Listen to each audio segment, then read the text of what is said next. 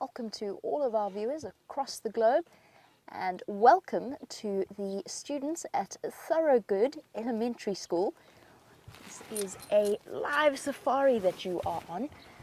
My name is Jamie, and I'm going to be driving you around and telling you all about the amazing animals that we have out here, just like our giraffe. And behind me sits a gentleman called Brian, and a very special character who might appear every now and again, called the Thumb. So you have to pay close attention and see if you can spot it every now and again.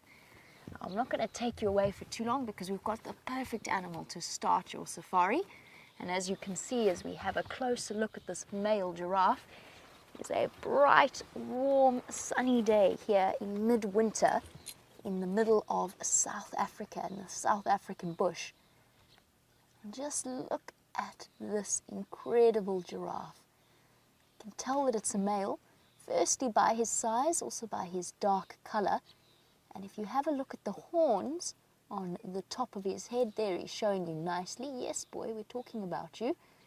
You can see how thick they are and where they're rubbed bald at the top of his head. And oh, if you were looking carefully, you might even have seen that purple tongue poking out, because yes, giraffes' tongues are purple. And the reason they are purple is if we have a look at the tree that he's eating, it is covered in these really, really sharp hooked thorns that if we tried to eat them, we'd have very sore gums and cheeks and tongues for the rest of the week. But for a giraffe, whose tongue is really strong because of the dark pigment, so a special dark color that it gets that makes it tough, it's called melanin. And that's how our giraffe is able to wrap his tongue right around the thorny branches that he is and munch away on the leaves. And when we're finished looking at this giraffe a bit later, we're going to go and we're going to have a look at those thorns, and you can get an idea of just how sharp they are. A long, long neck, and then a big, strong body, and then even longer legs, with that unique spot pattern that giraffes have. And there's his hooves right down at the bottom, and his long swishing tail to keep the flies away. And all in all, he makes for a very impressive picture. This is a fully grown giraffe in his prime. And have a look at where he stands when his head comes up again, if his head comes up again. Sort of get an idea of just how tall he looks next to that tree. Because if he does decide to move off, obviously I'm not going to scare him, but if he does decide to move off, then I can jump off the car and show you what I look like in comparison to that tree. And you can really see just how tall a giraffe really is. The tallest land mammal. Oh, and as he walks away, don't forget that this is actually happening. So what you're watching is happening in real life here in South Africa, in a place called the Sabi Sand Game Reserve. And what that means, guys, is that you and I can actually have a conversation. So you can ask me the questions that you want to ask, and I can answer them for you. If you have any questions, maybe you want to know how tall this giraffe is, and he's probably around close to between 16, I would say about 16 feet from the top of his head right down to the bottom. And oh, he's really enjoying these thorny trees today. He's on to the next one. Got tired of eating that. He wants a change of snack. He wants to eat something different for lunch. You see, if we look, he's got those long, long eyelashes as well. Also, to protect his eyes, every time he sticks his head into the trees like that, he runs the risk of getting them poked by thorns, which obviously he doesn't want to happen. And since he has disappeared behind the tree, I think let's try and sneak a little bit closer, and maybe we can have a closer look, first of all at what he's eating, and also at his face, since I think he's a bit shy, and he might need some encouragement to come out and say hello. Let's go get a bit closer. Now, he might look tall and clumsy, but a giraffe is actually very, very fast. You can imagine, if his legs are 6 feet long, just how far he can stride. So some of you may be taller than others, and you might know that you can run quite fast, but this giraffe can run faster than anybody here, even Brian, who's pretty tall himself. Even Brian probably wouldn't be able to keep up with a giraffe.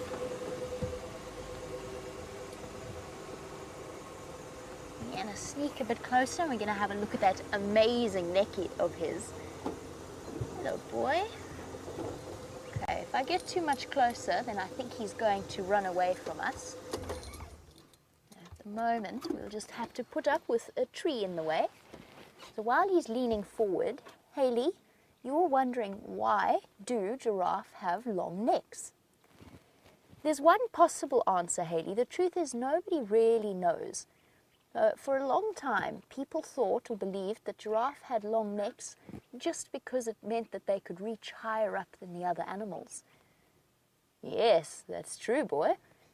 But they often don't feed all the way up at the tops of trees, and they also can't feed as high as another big animal out here called an elephant, which we could see out on your safari as well. Now, Hayley, one of the other ideas is giraffes have got long necks for the same reason that deer have antlers. Now, that might sound really strange, but you know how deers, with their antlers that grow once a year, they fight, the male deer fight other male deer in order to have a chance to mate with the females. And giraffe fight in a different way. So they've got tiny horns on the top of their heads, not big like the antlers or the horns of the antelope out here, but they have got a really long neck and their skulls are very heavy. So what the males do when they're fighting is they lower their necks and they swing them with those powerful, really strong neck muscles from side to side, and they try and hit the other male on the side or on the legs or on the bottom to try and show just how strong they are. So scientists think that the longer the giraffe's neck, the more they can, the harder they can hit the other male, and therefore that is why, that's the theory of the idea as to why a giraffe has such a long neck. Now, Cody's asked another really good question. Cody wants to know, well, why does a giraffe have spots? Why it has a spotted pattern? And the answer is, in a way, Cody, it actually helps to camouflage them. So it breaks the outline of the giraffe and kind of hides the bushes behind the trees. Look at him nibbling away. And then there's also another theory that giraffe might have spots as a way of controlling their temperature. So the dark spots get warm and the light patterns stay cold. You know how if you put a black object out in the sun, it kind of heats up quickly, and if you put a white object out in the sun, it doesn't heat up as quickly. So the idea is that it kind of makes a breeze that blows across the giraffe. But the truth is, Cody, nobody really knows. For me, probably the best explanation is that it helps to hide them, especially when they're babies. So a big male giraffe like this, there's not many things that are going to try and hunt him. Maybe a big pride of lions, but probably, most likely, they'll avoid him. So he doesn't really need to hide, and in fact he's so big that he wouldn't be able to. But a baby giraffe is much more at risk of being hunted by lions, though they might be able to use their camouflage to hide away. And just have a look quickly. We were talking about giraffes using their necks to fight each other, but we also spoke about their horns. And if you look at the top of his horns, look closely there, you see how they're bald. So he's got hair all around the bottom. Ah, perfect, thank you, Brian. He's got hair all around the base, but the top of them is kind of bald and just skin. And that's come from rubbing away whenever he's had a fight with another giraffe. So that's why he's, what are actually called ossicones are bald. And the females have hairy ossicones and very thin horns. There's his perfect purple tongue. You can see how it works with his lips to pluck the different leaves from this tree. And he's really enjoying his lunch. Look how much he's eating in one go. Making sure he doesn't poke himself in the nostril as well. Now, Carla, you're wondering, what is a giraffe's shelter? And the truth is, they don't have any. Either they go and they stand in the rain if it is raining. They might try and find a nice big tree to keep them dry. But for the most part, they don't have shelter. They just wander around like most animals. Some of the animals here live in tunnels or in burrows, but most of them live outside. Look how carefully he is using his lips to nibble away at the branches. And Noah, this is probably close to close to as tall as this giraffe will ever grow. But you wanted to know, how tall can a giraffe grow? And the answer is, one of the tallest recorded was around 18 feet. If you pushed it really far, you might get one that's around 20 feet tall. They're very, very big animals. Much taller than you or I. So I could sit on Brian's shoulders, but I'm not going to because I think we both fall down. But if I did, we would still probably only come up to maybe the giraffe's shoulder if we were lucky. He's really enjoying this tree. This seems to be much better than the other one. Alana, you wanted to know if a giraffe, because I spoke about how fast they are, you want to know if a giraffe is faster than a cheetah. And the answer is, over a short distance, no. So there's nothing out here that can run as fast as a cheetah can. We're talking close to 70, even higher, miles per hour, so they go really, really fast. Faster than anything else can run. The problem with a cheetah is that they are natural sprinters. So some of you are really good at sprinting short distance, some of you can run for long distances, and a cheetah is not a very good long distance runner. They get tired very quickly, which is why they have to sneak up on their prey first before they start to run and to chase. So a giraffe is faster than a cheetah after they've run maybe about less than a quarter of a mile. A cheetah can only run for a very short space of time at its fastest, whereas a giraffe can run for much, much longer. But a cheetah is definitely too small to even think about chasing an adult giraffe. Now look closely there. Have a look at those spots around at the base of his ear. Oops, he turned his head at the wrong time. But if you look carefully between the leaves, you might see some spots like he's got something on his skin. Now, how many of you are familiar with ticks? I know that you do get ticks, not sticks. I'm sure you get sticks there too. But you get ticks in the United States. Well, we get them here as well, and they like to sit on these big animals like giraffe and maybe buffalo, elephant, lions. There's always ticks to be found on the different animals. The difference is that our ticks don't pass on serious diseases like Lyme disease, so they're not as dangerous. I think he's feeling a bit shy, and I think most of you want to go and explore a little bit more before we get to the end of our safari. So what we're going to do is we're going to go to visit one of the water holes and see if maybe there aren't some elephants coming for an afternoon drink. Because even though it's midwinter here in South Africa, it's the afternoon, so it's the hottest time of the day, and it's actually 78 degrees Fahrenheit this afternoon. So I've got my shirt on, I don't even need a jacket or a jumper. But before we go, if maybe we can have a look at the tree that the giraffe was eating and have a look at the thorns. Let's see if we can't get a glimpse at what they look like. So Brian's going to try and show us. Look carefully, because I told you that the giraffe was eating something with thorns. Look at those. Those sharp, sharp, sharp hooked thorns. And the giraffe was just wrapping his tongue around those branches like it meant nothing. Isn't that incredible? Brian, I don't think we should try that. No, definitely not. Definitely not. I don't want to be chewing on one of those. But for giraffe and elephant, it doesn't matter to them.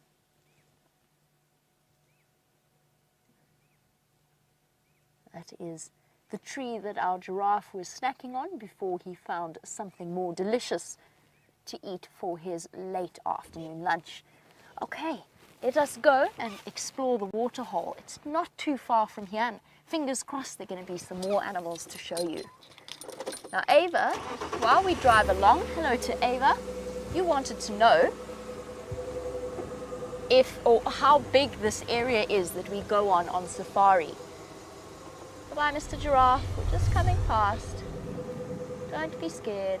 It's okay, boy. Bye-bye. Yeah, moving on to the next tree. Time for a different change, different food. So Ava, for an animal like this giraffe, they have the equivalent of 4 million football fields of open space that they can walk around in without any fences. It's bigger than some of the small countries that are in the world. So a small country like Wales in the United Kingdom is smaller than the Kruger National Park that we are in at the moment. What that means is that they've got so much space, but they each have their own place that they call their own. So kind of like for you guys, kind of like your apartment or your house in a suburb, that's sort of what the animals here have. And that's called a home range or a territory. Oh, we've got some more animals for you, or we will have soon. We just have to be patient because they're trying to hide themselves in the trees off to our left. You'll have to look very closely to see them. There we go. This is one of my absolute oh, she's pregnant. She's got a baby growing there. A little bit of a bulge. These are one of my favorite antelope. They are called Nyala. Who wants to try saying Nyala? It begins with an N, but the N is almost silent and then goes Y-A-L-A. Nyala. And this is the female, oh, these are females.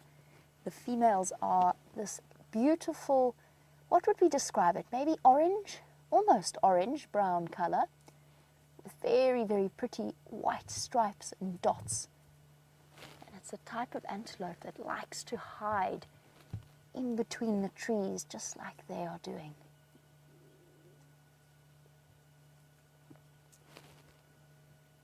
Look at them moving off. They disappear so quickly. There were probably about 10 when I arrived. Now we can only see 2 of them. That white tail. There you can sort of see if you look really closely. Here comes another one. It's actually a baby. It's a young Nyala, still fluffy. Oh, getting a bit scared. Running up behind Mum.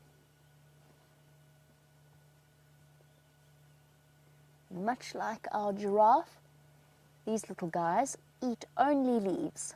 So they munch on leaves as well.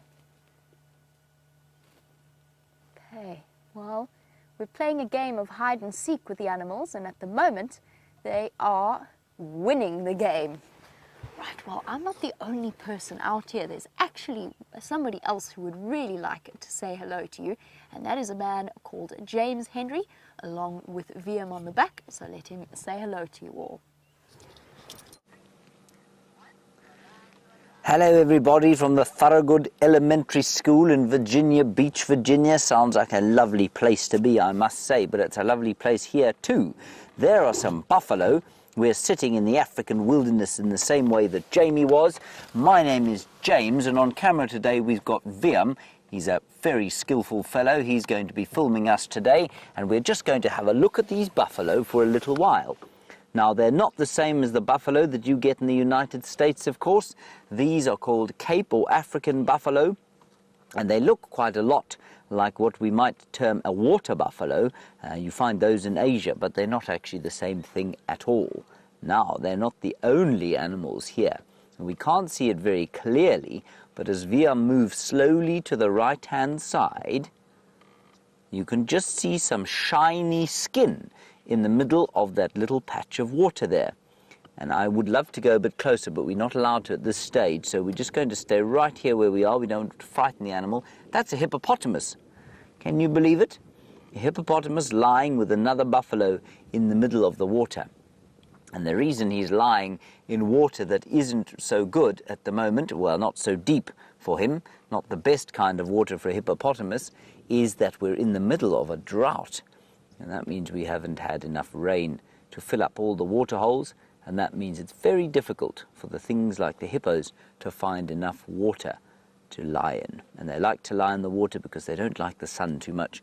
It's not very good for their skin. Anyway, these buffalo are all bulls. That means they're all male buffalo. And the females, they live with the little ones in big herds of up to 1,000, in this area sometimes, but normally sort of 150 to 200 or so buffalo in one herd. And the bulls, just like old men of our human species, well, they like to be on their own and talk about times when they were younger. Look at all the flies coming off that thing. Isn't that amazing? Now, Lillian, you ask a very clever question. Do animals get grey hairs, you say, when they get old? Lillian, some animals get grey hairs, yes. Now, I bet that some of you have got dogs and cats at home, and if you look around the nose of your dog when it starts to get old, you will see that it gets grey hairs. Some animals are just white-coloured, so they naturally sort of have a whitish tinge to the fur.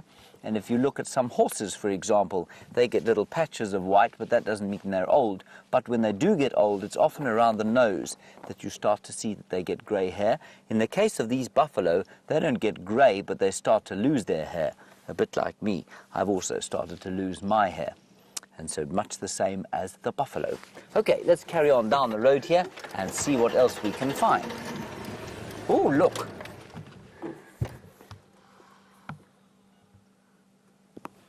Sylvia, I didn't quite hear your question. It sounded like you asked, why do they have shoes?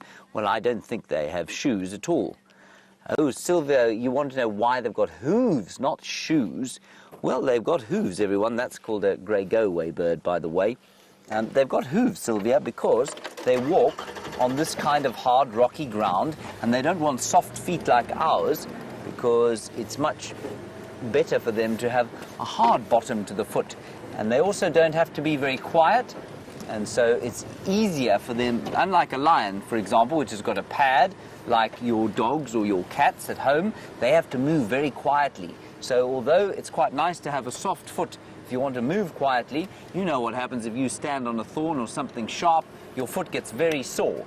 So if you don't have to move quietly, and the buffalo don't have to move quietly, it's much better to have a hard foot so that you can, you don't get things stuck in the bottom of it, and you can also move, it can grip into the ground. And that's why they have hooves. That's actually a very good question. Well done. Let's see what else we can find along the road here. Maybe we'll be lucky to find some elephants. And of course, even if we don't have elephants, we will find a whole lot of buff and of elephant dung. Now, Reese, you want to know what animals buffalo are related to? Well, buffalo are related mainly to the animal, well, the animal that you're most familiar with is a cow. They're very like cows, Reese. Now, when we get out in the wild, we always have to be careful. We can't just wander about the place. We've got to check under the bushes and see that there isn't anything that we might frighten or that might frighten us. As you can imagine, if a lion stood up behind a branch like that, it would terrify us. Now, this is a piece of elephant dung, and elephant dung is not bad smelling. It's pretty nice to smell, actually. It's not really like most of the sort of dung you find, not like dog or cat dung, for example. But in the elephant dung, we can tell what the elephant's been eating. And this elephant was eating a fairly sort of a small twig. You see, it's a small branch from a tree. And this elephant also ate some leaves. There you can see some leaves. And elephants don't digest their food very well. They don't chew very well, so they kind of put their food into their mouths like you. When you're very hungry and you go to a fast food joint, you just shove the food into your mouth and swallow very quickly. That's pretty much what an elephant does. And also little bits and pieces of grass. So that's 3 things that an elephant eats in just one piece of dung. And apart from twigs and grass and leaves, they'll also eat fruits and lots of seeds. And I hope we do see one. I know we don't have very long with you this afternoon, but maybe we'll be very lucky and go around the corner and see an elephant. Let me plug myself back in. There we go. On we go. Now, oh, hang on. Oh, yes. I thought that was something on the road. It's not. It's a big rock. Let's go.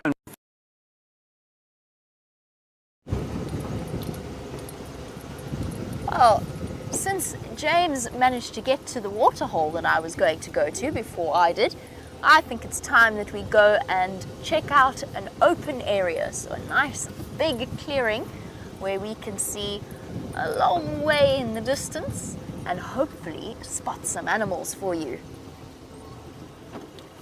Let us see what we can see out here. And I know of a little animal. So we spoke about the giraffe having no shelter, and I said that some animals do. And I know that there are some of these little animals living somewhere around here, and I'm hoping that they might be home a bit early. They're usually out during the day looking for food. It's a type of animal called a mongoose, a dwarf mongoose in fact, the tiniest of all of the mongoose family. And usually they live somewhere just around here, but it doesn't look like anybody's home. I'll show you where their homes are. They've got lots of different ones. Dwarf mongoose are really clever. They like to live in lots of different homes. So this is one of them here on our left. If we look at the base of the tree, there's a hole there. And they like to live in those different holes around there. They'll go running in and dive in. It's actually an old termite mound, so an old termite house that the dwarf mongoose have taken and made into their own home. But unfortunately, I think we've arrived a bit too early for our appointment with the dwarf mongoose. They haven't got back yet.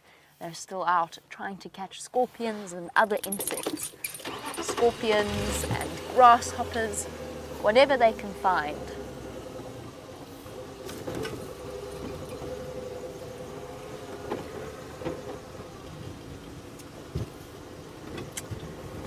Oh, we'll have to start looking for some other animals that might be living here. Looks as though today, or this afternoon, the clearings are very, very quiet. It seems as though the animals have got a party that I wasn't invited to somewhere else. I'm going to try and get you a view of one of my favorite birds, but he's also playing quite hard to get. But there he is, hiding in the branches. How many of you have seen The Lion King? Hands up if you've seen The Lion King. Well, this bird, turning his head, we just need him to look in our direction. This is the bird that they based Zazu on. There you go, you can see that long beak. And he's flown into exactly the wrong place. Let me try and reverse so that we can see him, because he's right in the tree above our heads. If I were you, Brian, I'd be a bit worried. I hope he doesn't poop. I think it might just miss you. Let's see if we can't get a different view of him. Well, there he is. Well done, Brian. Oh, no. He doesn't want to be on camera today. Now, usually, or quite often when there's hornbills around, the dwarf mongoose are not far behind, and that's because they forage together. I definitely heard a dwarf mongoose somewhere in here, but I think they're hiding. Let's go check the other side of the clearing and see if we can't find them. Since our hornbill is being very shy. Every time he realizes that the camera's on him, he flies away.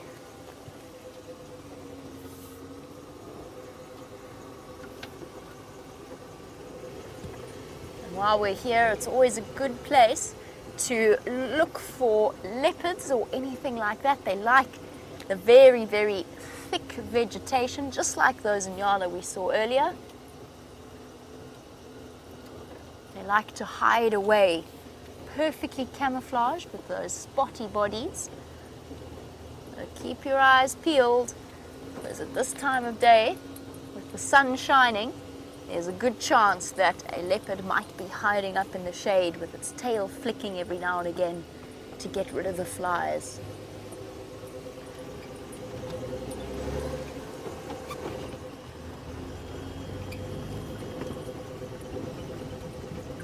Oh, and it seems as though, unfortunately, for the pupils of Thorogood Elementary School, it seems as though you have to move on to the rest of your school day. Well, I hope that you have a wonderful rest of the day and that we will see you once again. And I hope you're all waving goodbye to the thumb. But we'll see you once again on safari at some point in the future. Bye-bye, guys.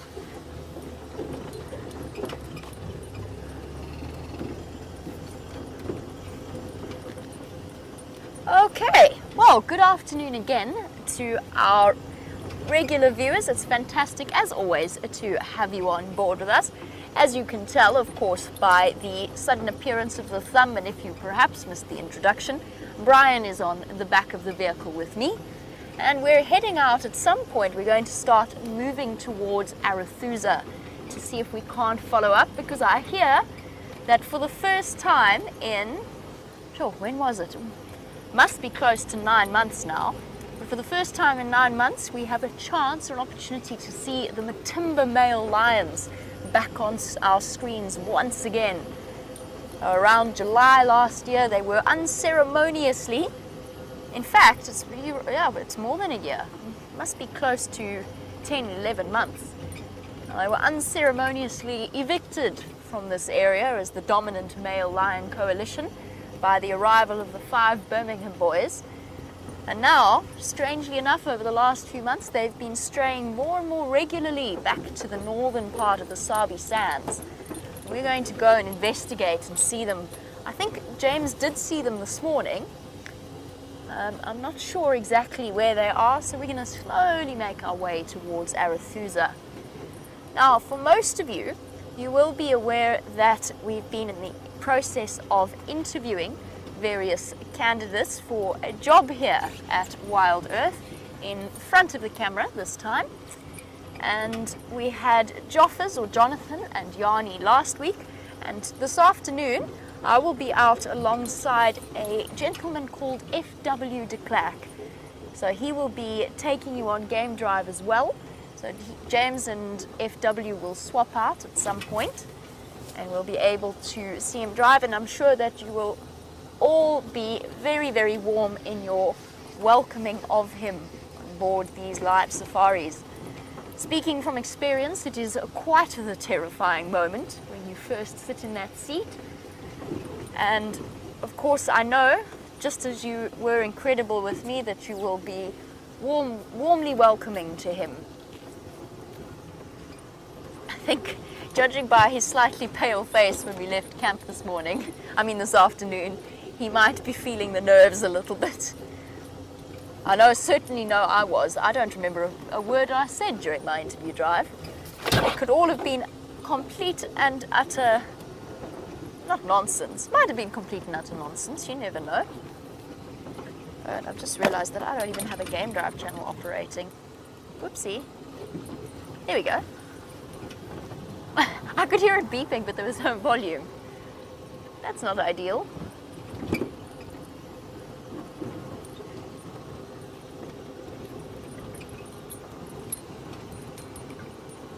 Sorry guys, I'm just having a listen to the conversation that's happening here. But it's quite a long one, so I'm going to skip it for the moment.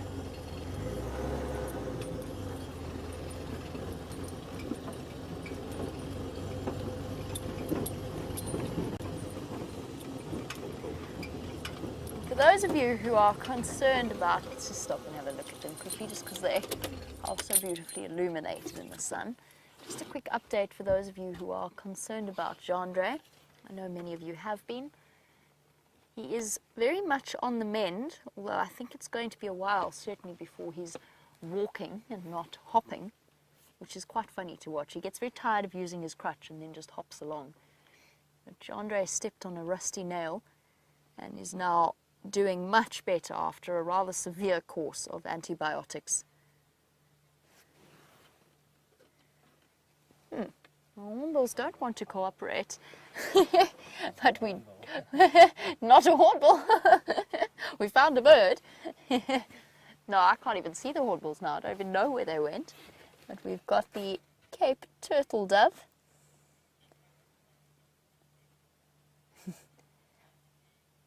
I would guess at it being a male.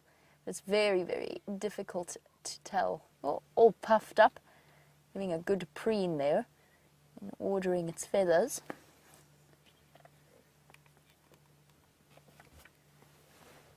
Setting them all into place and surveying the open clearing, and all is very, very quiet out here at the moment. Just the odd bird fluttering about in that long beak that is very typical of pigeons and doves. Very multi-purpose, but largely singles them out as a seed eater of sorts.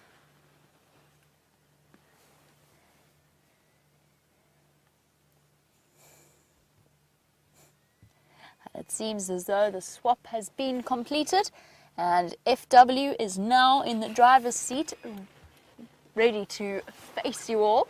So I'm going to hand you across to him.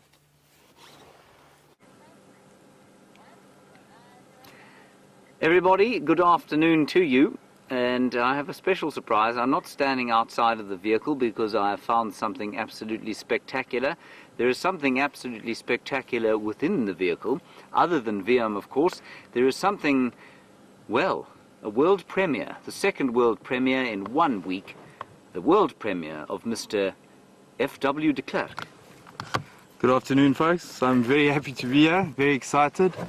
The nerves might get to me, but I'll try and keep them at bay. Yeah, let's see what we can find. Now, be nice to him, please, everybody. He's going to take you for a drive. I'm wandering home at the moment, and I will be on the radio, so if I hear that you're nasty to him, well, I shall be very cross indeed. So please ask him many questions about himself and help him ease into what is slightly intimidating. You know, he's used to taking a drive with 6 people on the back of his car. Now he's got probably about 2,000 watching him. Good luck with that, and I'll right. see you later. Okay, thank you.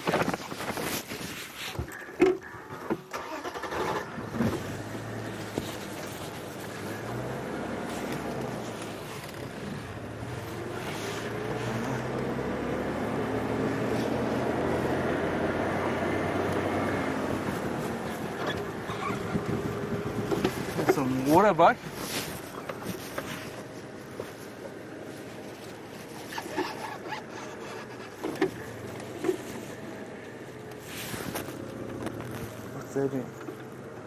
Sam, I think those waterbuck are still running away from James. They saw him walking away. So let's carry on and then see what else we can find.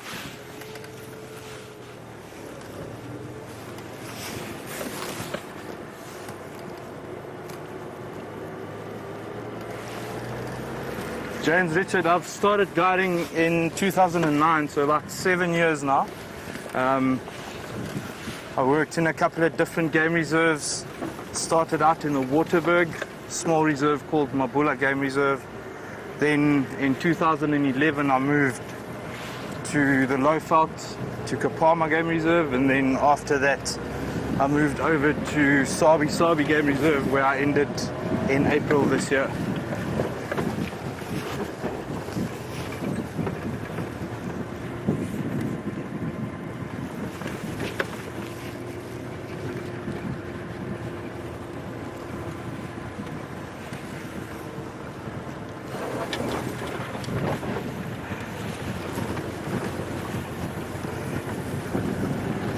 Thank you very much for all the warm welcomes. It's making me feel much better now, getting the nerves settled.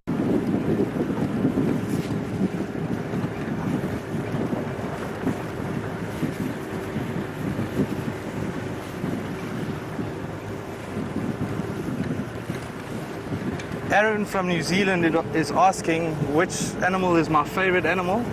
I would say that's a black rhino. Unfortunately not seen very often, but very catchy attitudes and lots of fun if you can find them out in the bush.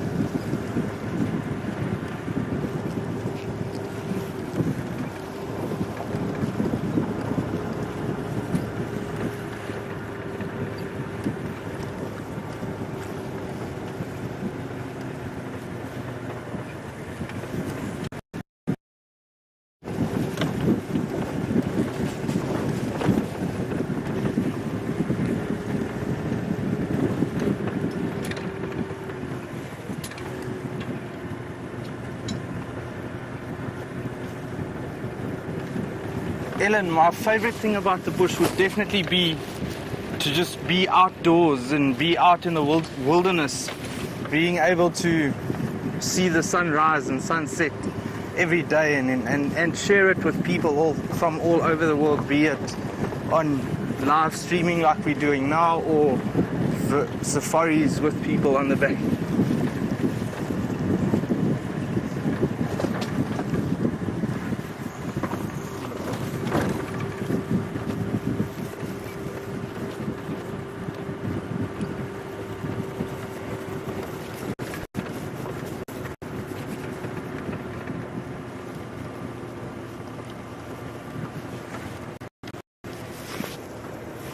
Angela, you're asking about a favorite sighting that I've had. This one in particular, it's the bush has the good, the bad, and the ugly, and this was a bit of everything of that. Well, I was fortunate and unfortunate enough to see predator interaction where leopard and lion were chasing each other around. Unfortunately, it didn't have the greatest ending for one of the two. Unfortunately, the lions got a hold of the leopard and injured her quite fatally. But yeah, it was amazing to be able to see the interaction and see how nature works, although it is a bit gruesome as well.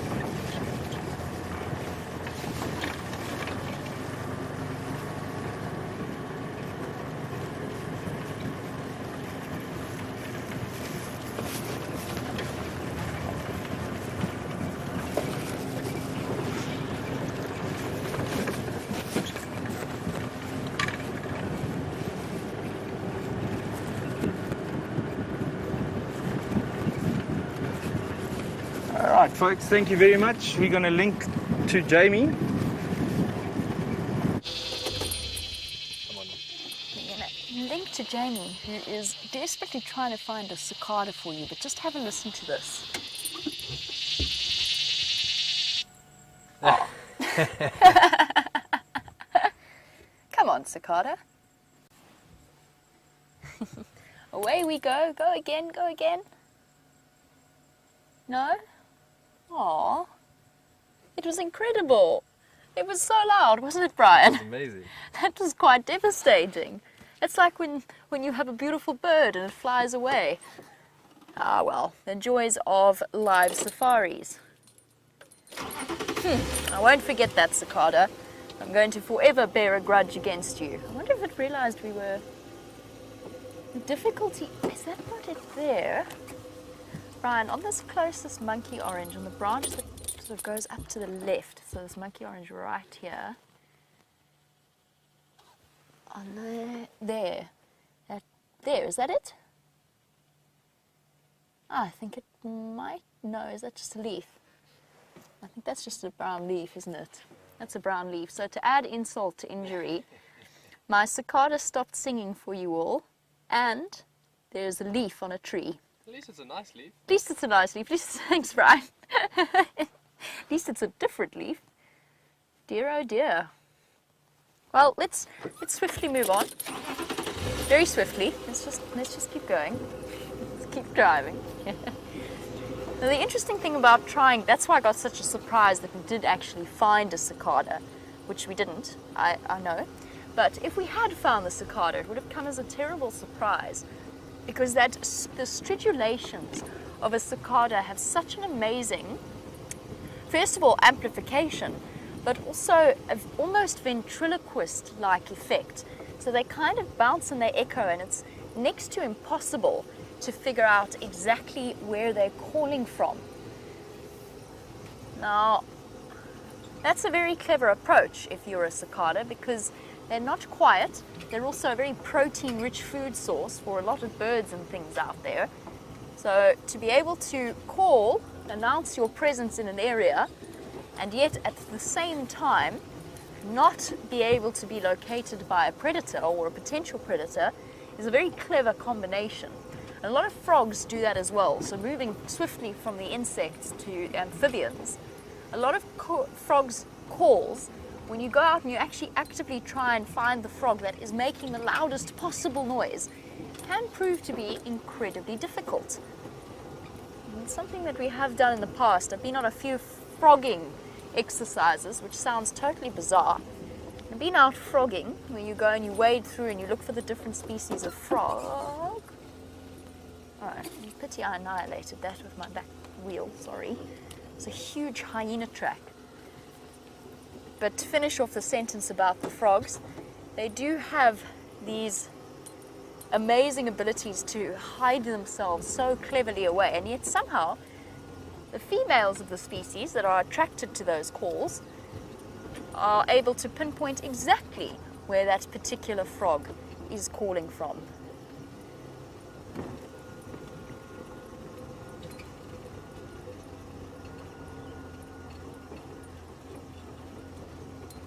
I was going to try and stop to show you these little seed-eating yellow-fronted canaries, but much like my cicada, they really don't want to play along. How terribly distressing. First the hornbills, then the cicada. Nope. Nobody wants to be on camera today. I'm starting to, even the buffalo weavers and the drongos are flying away. Starting to feel slightly insulted. Is it something I said, guys?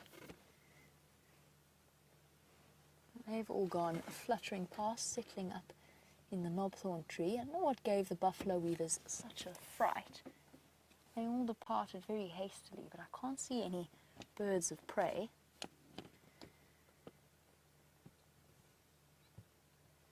Okay, let's start heading towards Arethusa.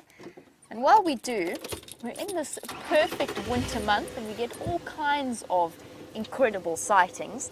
And Dylan would like to know, what is the best month to see rare animals?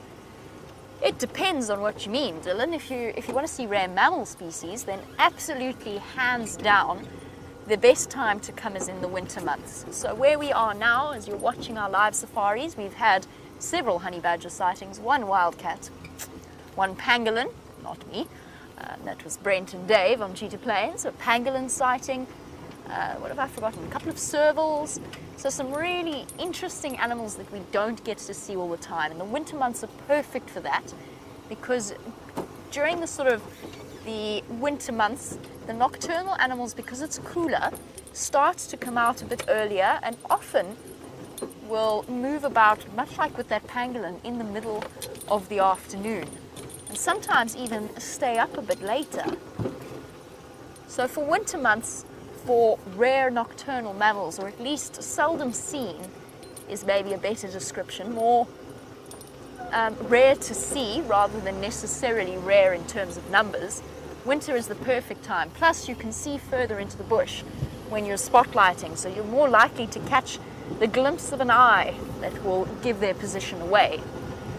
But if you're talking about something like rare birds, then probably summer months are the best times, particularly in northern Sabi sands, since all the migratory species will have, or most of the migratory species will have returned by then.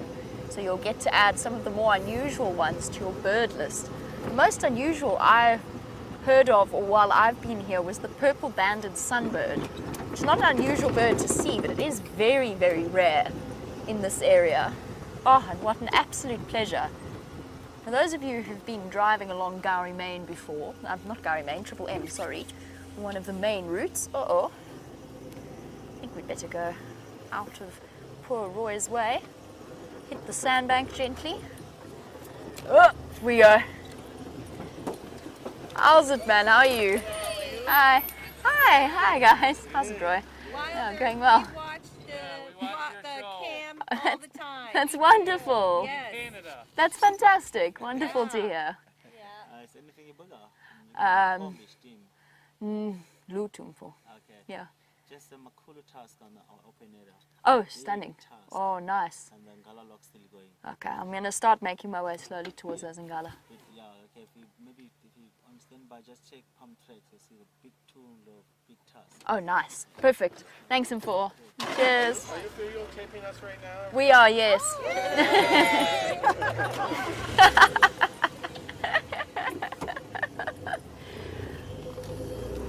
Wow. I'm so thrilled that we got to encounter some of our viewers.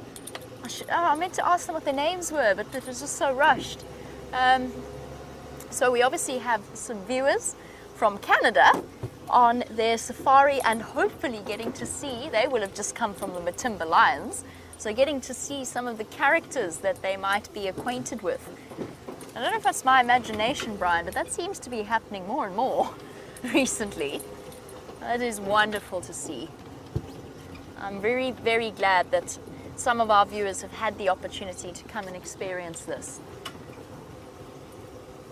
But for those of you who haven't and may not, there will always be our live safaris every day, twice a day, to fulfill the longing for Africa. Roy was just telling me there that there are some big tusks, was his description. So big tusked elephants somewhere around the Arathusa open area. I'm just going to go and check Red Dam quickly and find out what's happening there. While I do that, I'm just going to quickly turn on my radio. So while I have a chat and see what's happening there, I'm going to send you back to FW.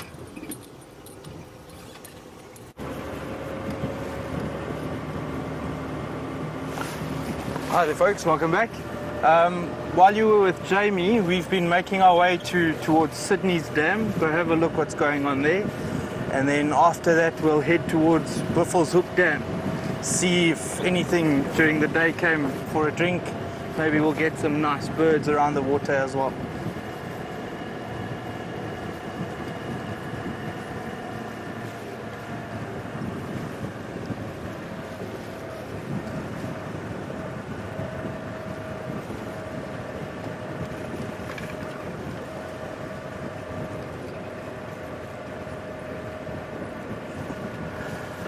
Clancy in Ohio, you asking what made me decide to get into the bush and guiding. Fairly simple, always wanting to be outdoors. I was lucky enough to grow up on a farm, never lived in a city before, so yeah, just always wanting to be outdoors and kind of had an inclination towards wildlife more than farming, and I decided to pursue that.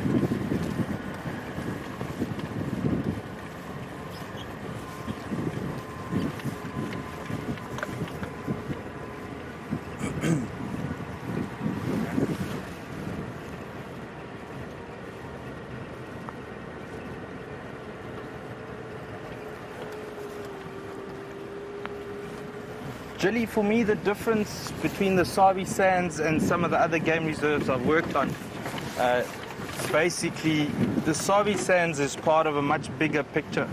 You've got the entire Kruger National Park that's open to it, and your animal movements are much more natural than some of your reserves that don't have the fortune to be open to the park. And for me, that's the ideal way or place to be, is in a place where you wake up in the morning and you don't know what you're going to see, and just go out and explore the wilderness.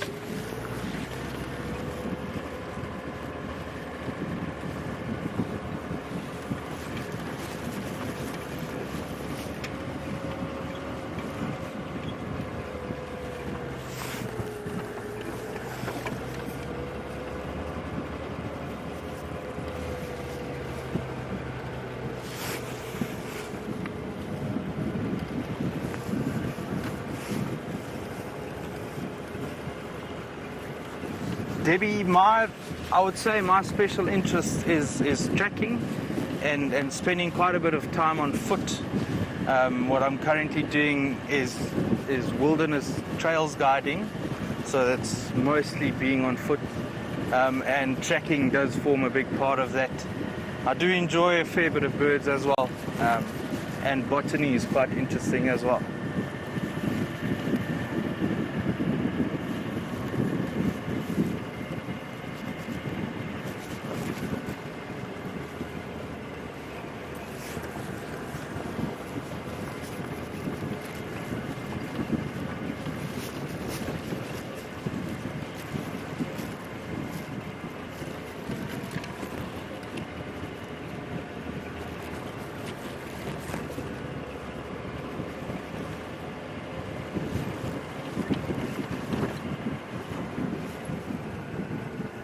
Ziem,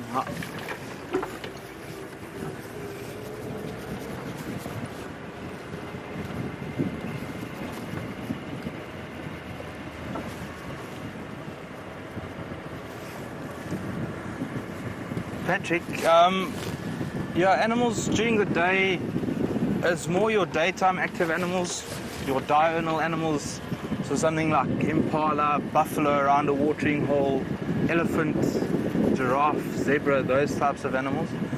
Leopard and hyena definitely would spend most of their time in the day just relaxing, sleeping, doing what lions do best, and then mostly at night they'll start moving around looking for food and yeah, exploring the areas that they're in.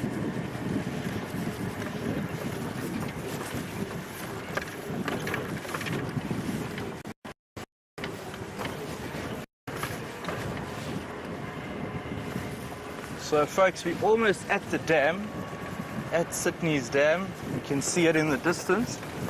And let's have a look, let's see what's around there.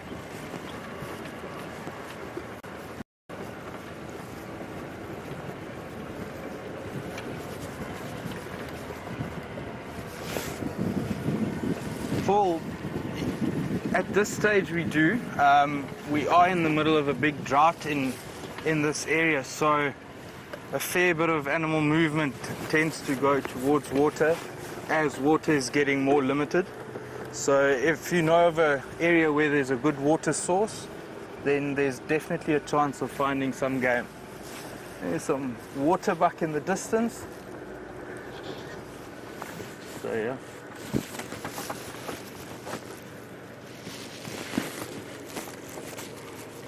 I'm going to move back a little bit so you can just get them into shot a little better.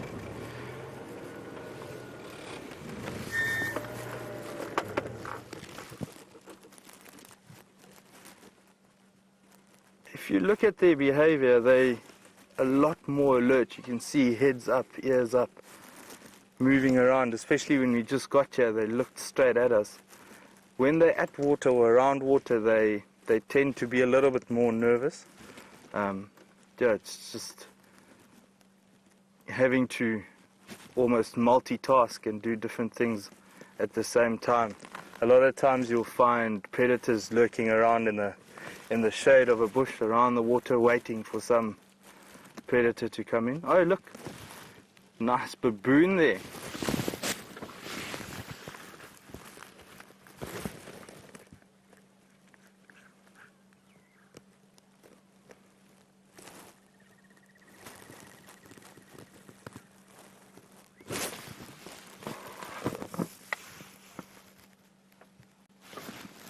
I wonder where the rest of the troop is. They might have scurried off as they heard the vehicle coming. Let's roll forward a little bit, get those water buck here. Folks, we're going to link to Jamie with some warthog. Enjoy. We have some warthog that are very rapidly escaping our attentions and sprinting off the open area. Seems as though my theme for the afternoon is continuing even onto the mammal species. They're all playing particularly camera shy. Very glad to hear that you got a baboon sighting. There we go. Oh, tail up, a slight panicked trot. Let's see if we can't get another view of them since they have made life a little bit more tricky. Well, as you can tell, well, maybe you can't actually. To be fair, that wasn't really a fair assumption. As you may or may not be able to tell, we are on Arathusa at this point. Oh, I need to get a little bit closer to those lions before I can ask for an update on them. But we're slowly making our way there. See if we can't spot those massive tuskers that Roy was chatting about earlier. Oh, warthogs. I think our warthogs have managed to evade us completely. Much more skittish on the western side of things.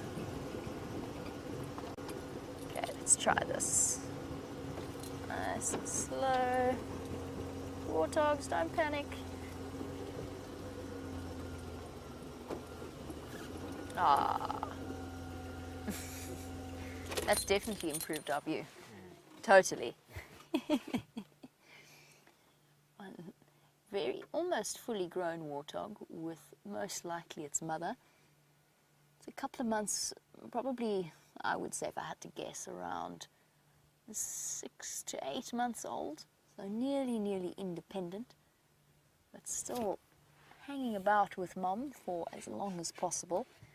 Okay, let's try this one more time.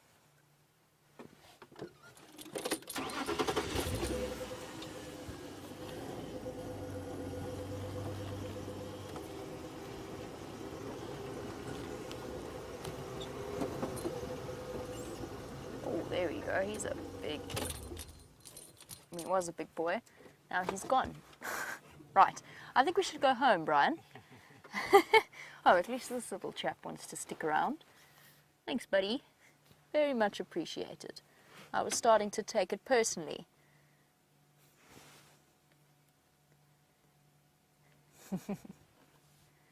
Oh, Deborah, I like to hear that you've had a change of heart.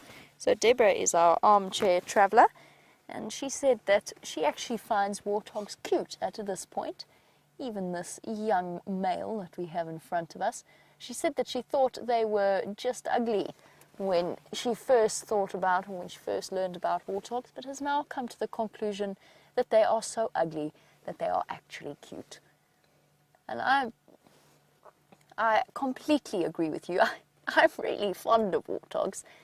I think they're very sweet and highly entertaining in their antics. There's Mom. Quite large tusks for a female. Deborah, I'm glad to hear that you've had such a change of heart. There we go, there's a nice close-up. You're not ugly, are you, girl? Okay, you maybe not winning any awards, but it's on the inside. It's what's on the inside that counts. They don't seem terribly fazed. Part of course, the ugly, what is it? It's the ugly 7. Is it the ugly 7? Is it the ugly 5? Can't remember right now. Includes the lappet-faced vulture, the hyena, I think it's the ugly 5. Lappet-faced vulture, hyena, which I think is grossly unfair, obviously. Marabou stork, warthog, and wildebeest, which also, again, I think is grossly unfair. That enormous male at the back was just being completely useless, dashing away. Here we go. A portrait of, I think, mother and son. It just hasn't quite hit puberty yet, so it's not as easy to tell. The best way is to look at the warts on their faces, which are, of course, not warts, but grizzle, so cartilage and connective tissue. At least we did get to have something of a view of our warthogs. They've moved off now, and I don't think we're going to get another angle to see them, but we'll carry on forward a bit and then start making our way towards the Arathusa Dam. I'm very excited. I'm really excited to go and see the Matimba males. They're still around. It's been so long since I last saw them. And I'm sure that some of you must be feeling that as well. In fact, I'm so excited, I'm actually going to continue on. Let's go and investigate.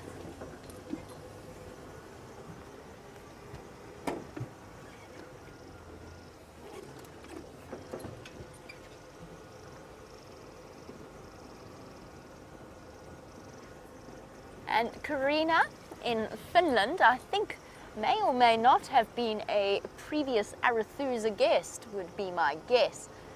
Or Karina has a map right in front of her, because she would like to know exactly where the Matimbas are on Arethusa. So from what I understand, Karina, I haven't been there yet, but from my understanding, they are in the river system that flows directly west from the lodge. So not far from the lodge at all. They've got a buffalo, from what I know, and they're hanging out around those drainage lines or those river systems there. Now, I'm not sure exactly how far away from the lodge they are, but I do know that they are relatively close. Now, we're going to go and investigate, Karina, and then I'll be able to give you a more specific location for them.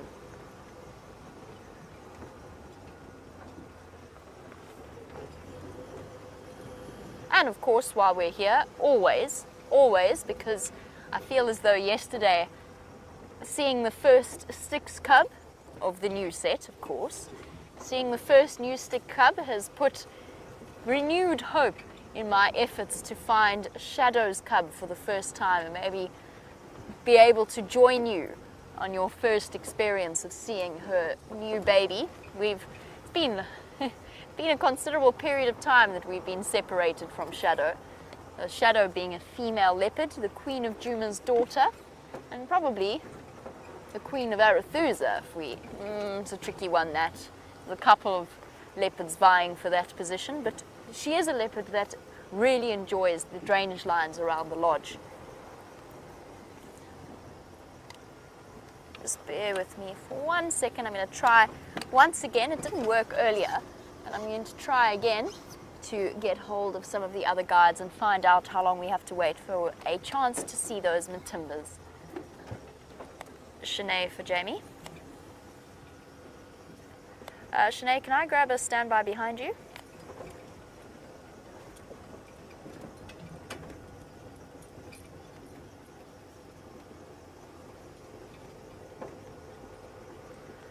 Copy that, thanks very much.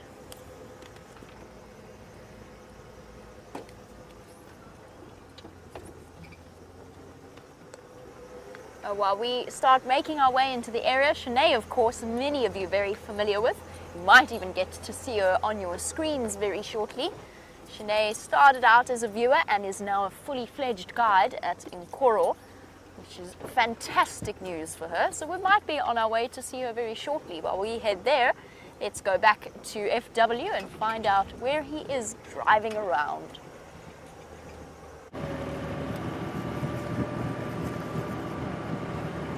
Welcome back, folks. Slowly making our way towards Buffelshoek Dam. We'll be there in a couple of minutes, see what's happening around there. On this side it's been fairly quiet, not much game around. But yeah, hopefully the water will provide something.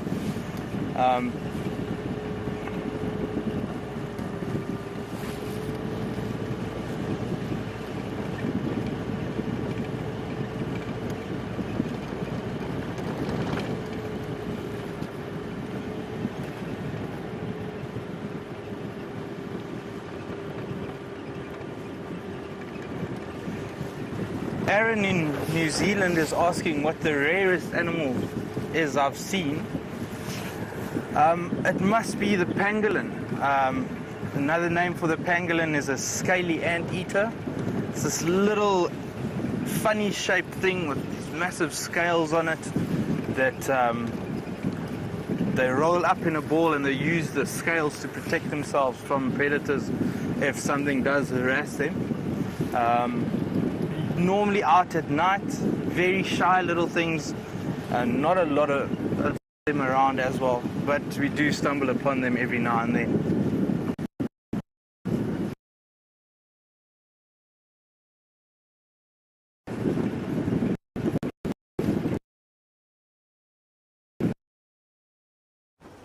Whoopsie daisy, well it seems as though poor FW lost signal, and as you know, bringing you a live safari from the middle of the African bush sometimes comes with its twists, turns and corners.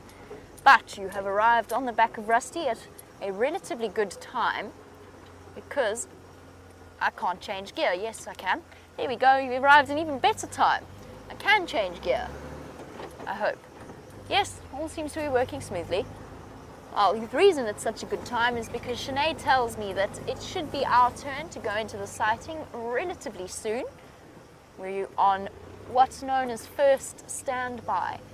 What that means, for those of you who are new to the whole safari business, essentially in order to avoid having a negative impact on the animal, or avoid affecting them or overcrowding them, the number of vehicles are limited that can go and have a look at the animal in one go. So it's sometimes 3. At the moment, it is actually only 2 vehicles that are allowed to join the sighting. That might be because it's very dense. It might be because somebody's decided that that's within the best interest of the animals themselves. We're on standby 1, which means when one of the vehicles comes out of the sighting, then we can take their place there. Somebody was racing along. They appear to be in a hurry to get to somewhere. Let's should we just let the dust settle a little bit, Brian? Otherwise we're going to be sneezing. Brian and myself seem to suffer the worst from it, I think. Oh, there's a zebra to look at. Let's look at the zebra while we wait for the dust to settle. How very convenient. Thank you, little zebra. Or big zebra. Big zebra.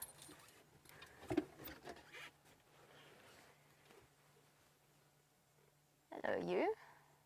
Where's the rest of your herd, boy? Or are you all on your own? Oh, no. Aren't they just one of the most photogenic animals? And so incredibly striking, that combination of black and white, particularly, of course, to the human eye with our colour vision. Shame. Having a tough time of it, the zebra. Munching away on whatever's left of the grass in our dry season. And we've only, of course, just gone into what is in theory our dry season. But it feels as though it's just gone on forever. Summer didn't really bring the rains we needed. And for bulk grazers like a zebra, this is a tough situation. They have to roam far and wide. And zebra, unlike the ruminants, giraffe and other antelope and buffalo, they never show if they are thin, just due to the nature of their digestive system, producing a great deal of gas, which creates those rather rotund, let's put it that way, bellies. Let's go forward a little bit, just so that we can see his head nicely.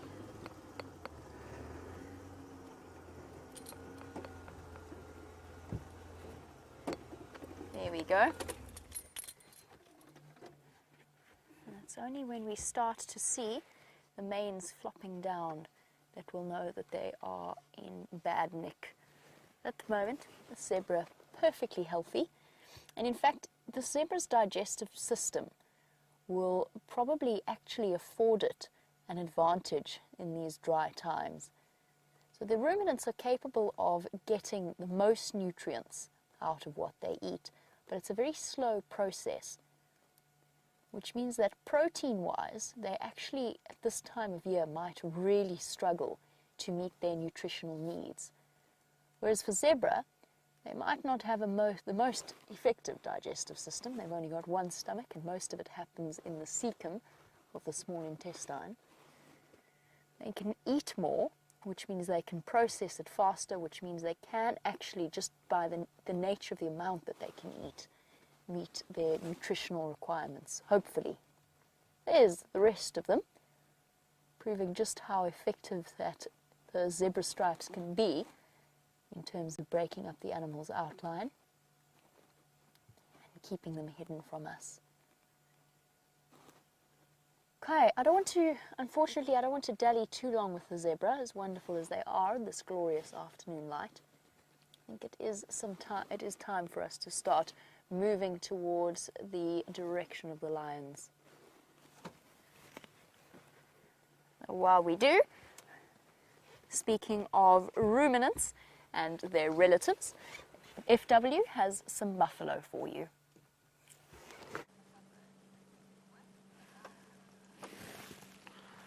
Alright. Folks, while you were with Jamie, we've bumped into the Old Boys Club. Two male buffaloes.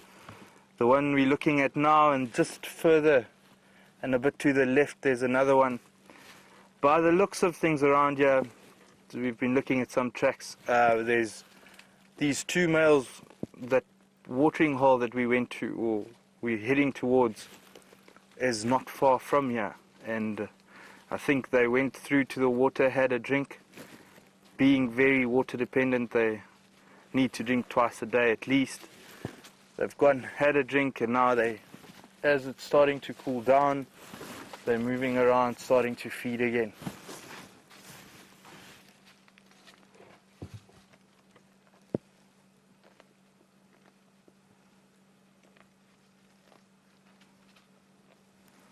Liam, if you can try and get to the mouth, we can look at how they use the tongue to wrap around the grass and just take as much grass as they can in. Buffalo, they're ruminants and they're bulk grazers, so they're an animal that needs to feed quite a bit, and they take quite a fair bit of grass per day. And with the rumination during the middle of the day, the heat of the day, they relax, lie down and re-chew a lot of what they've taken in the time that they were moving and feeding.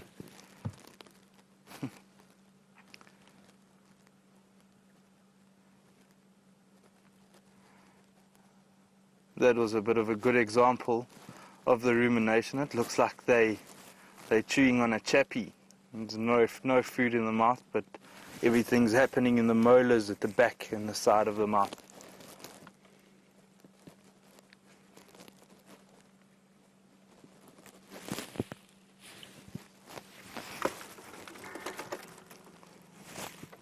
I think let's move back a little bit.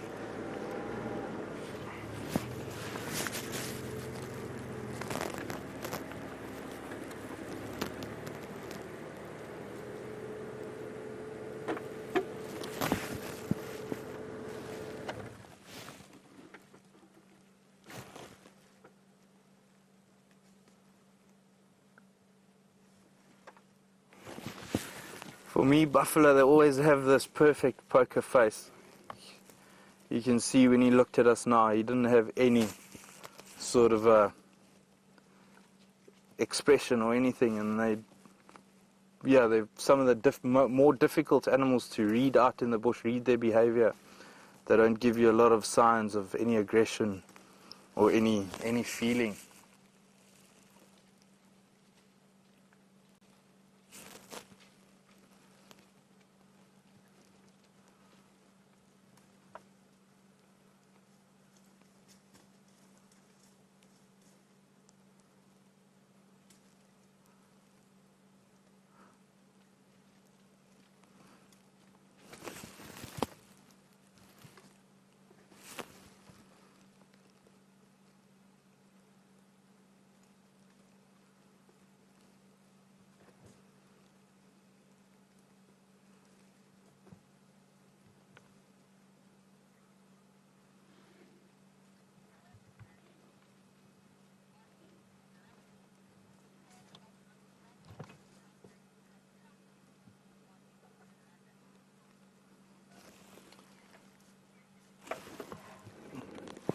Monique in London, you asking about the most magical encounter that I've had tracking animals. I would say any of the big cats, they're probably the best to track, and they give you a lot of expression, and they like showing themselves to you if you stumble upon them and giving them a bit of a surprise. I've had a few.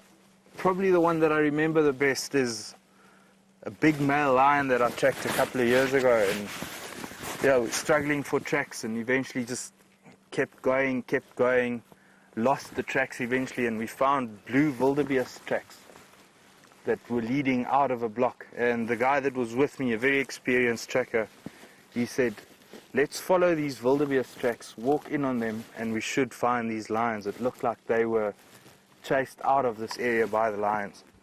And yeah, we kept walking in on these tracks for about 100 meters or so, and yeah, up came the lion and gave us a bit of a nice hello in lion language, bit of a grunt, and then yeah, I had the privilege to get the guests in. That's the only thing that they wanted to still see, and got them into the bush, quite thick bush, and all over smiles and happiness.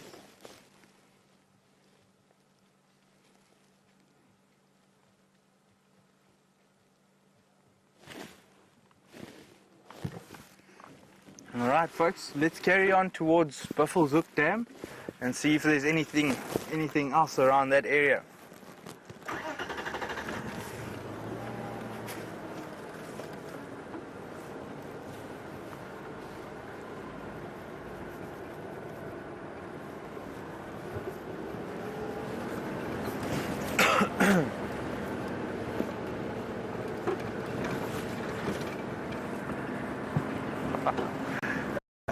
James Richard, you've caught me on that one. Do I keep a bird list? No, not really. I've always been very lazy with the paperwork side of things, so I've never really set out a list and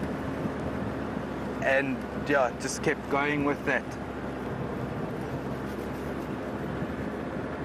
All right, Jamie's got some elephants. We'll see you in a bit. I want to paint a picture for you.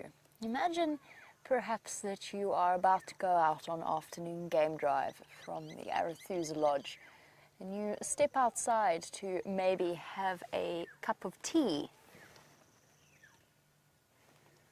or maybe a sundowner, and you step outside your door and look who happens to be enjoying a late afternoon snack.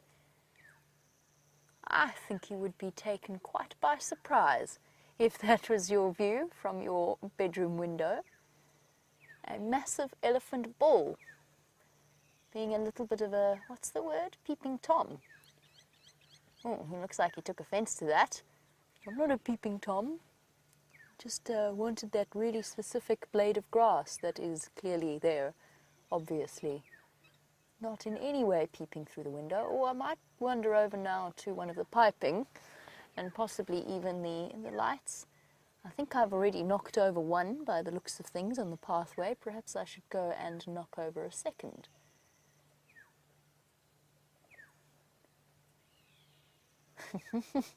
Imagine being a guest at the lodge and sticking your head out of the window to that. There's nothing lovelier than these big elephant bulls, full of confidence. They know that they are the biggest thing out here, and as a result, no real need to stress about anything, really. Just a slow wander through the lodge, past the walkways, and off to the south of Arathusa. Definitely be an experience worth writing home about. Not that anybody really writes letters anymore, but an experience sending a postcard and a photograph, a selfie, back home as he disappears off. Well, that was thoroughly entertaining. Not the first time we've ever seen elephants in this garden, but that was probably the closest that I have. And the reason that he's there is because all of the pipes running from the house will have tiny little leaks in them, just enough, just those little ever so 1 millimeter, 2 milliliters of water coming out of the pipe, enough to give a nice strip of green around the front of the lodge, and in fact some of the watered lawns further in, make it nice and green, and for an elephant in the middle of a drought, it just presents an irresistible lure. It's not the direction of the lions though. I'm going to have to go backwards, which is my worst because it's all along this narrow dam wall. And Chris, you wanted to know if an elephant has ever given me a scare. Well, Chris, that's a question you should actually ask Eugene. Eugene can tell you a very interesting story about the time he arrived home last night, pulled up into his usual parking bay, which is right in front of the house, and discovered, sorry, I'm listening to the Game Drive channel at the same time, and discovered an elephant right in the middle between the vehicle and the house. So yes, elephants have given us all scares at times. Sorry guys, the Game Drive channel is just...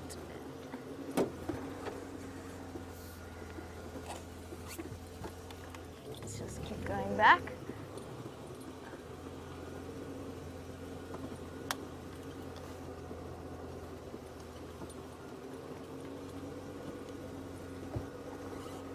There is a second standby available.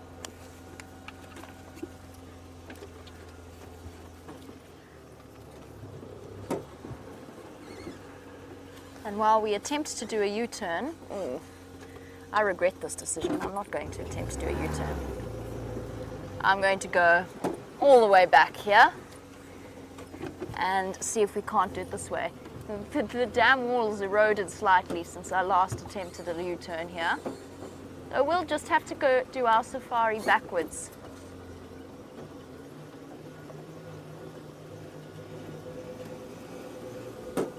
Sorry guys, I'm now in control of this lineup, which is relatively tricky because I can't hear. Yeah, standing by.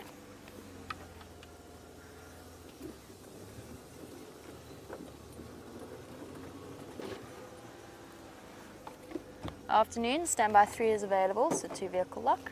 I couldn't hear exactly who you were standby behind, but we'll keep you updated.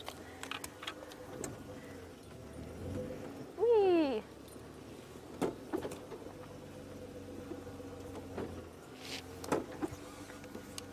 That's affirmative. Ooh. Everybody wants to go and see these lions now. And we made it off the bridge in reverse at the same time. Now we have a question as to whether or not, or how one can tell the difference between an happy elephant or an angry elephant or anything in between. So essentially how one goes about reading an elephant's body language. And the answer is, you've got to have a look at the most expressive parts of an elephant are its ears, its tail, and its trunk. And those are going to tell you a lot about, and its feet to an extent, but those are going to tell you a lot about. So a happy elephant has got a swishing tail, sometimes a swishing trunk, busy feeding. You've got to be careful there though, because sometimes they pretend to feed, but they don't actually. As well as softly flapping ears. So flapping ears doesn't necessarily mean that the elephant is angry. It might just be cooling itself down.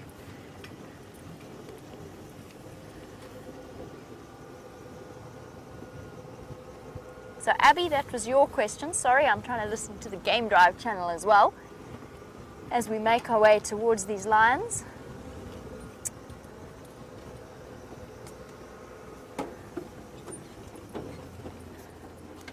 And while we do that, and while we try and figure out exactly where they are, let's head over to Buffelshoek Dam.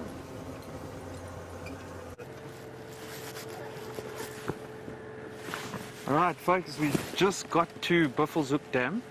There is a hippo in the water. We might lose signal for a few seconds. We're just going to go around the dam wall to get a bit closer to the hippo. And then we'll be back shortly.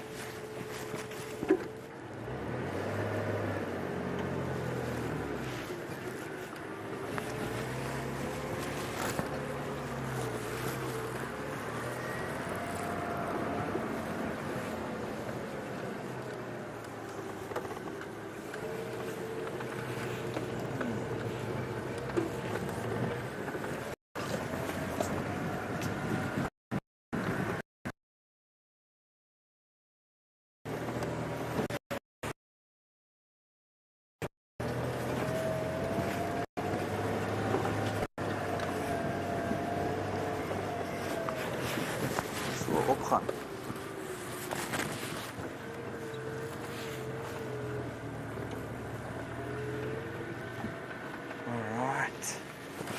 There we go.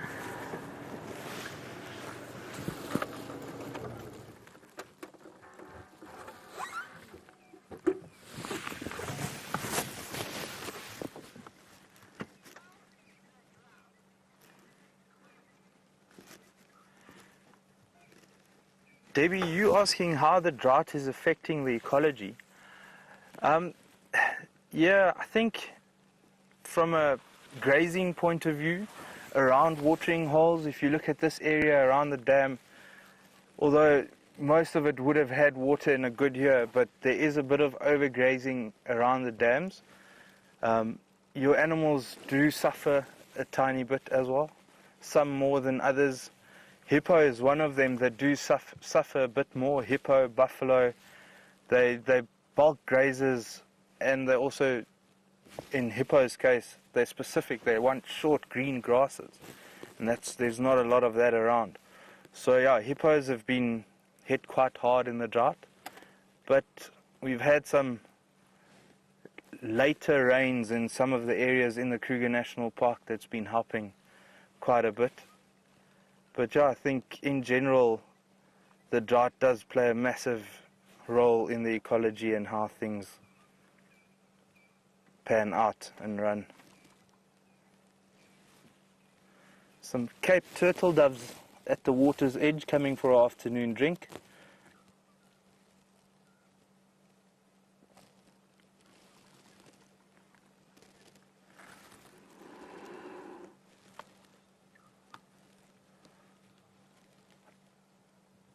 I don't know if you heard the noise, but the hippo was blowing quite a bit, and if you look at his body posture, the way his head was tilted kind of downwards, looking at us almost like a gentleman with reading glasses on the tip of his nose.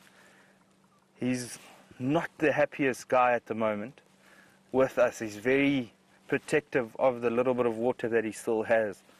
So I don't think we should bother him for too long. We'll stick with him for a bit, but then leave him in peace and let him enjoy his water.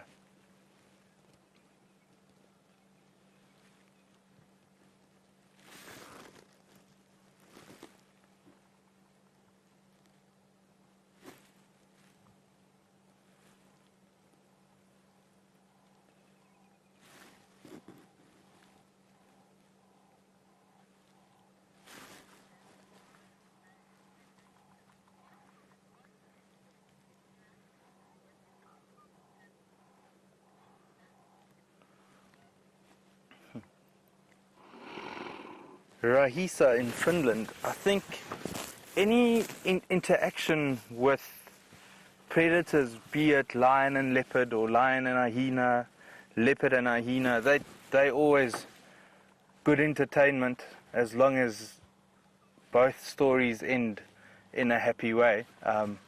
So yeah, anything where hyenas are harassing lions on a kill or just making a lot of noise around the kill, trying to bother whoever's got the kill, and then sometimes take it from them. The noises that come out of that, the hyenas laughing and calling other hyenas to come and join the harassment of the lions, for example. That's always quite interesting to see.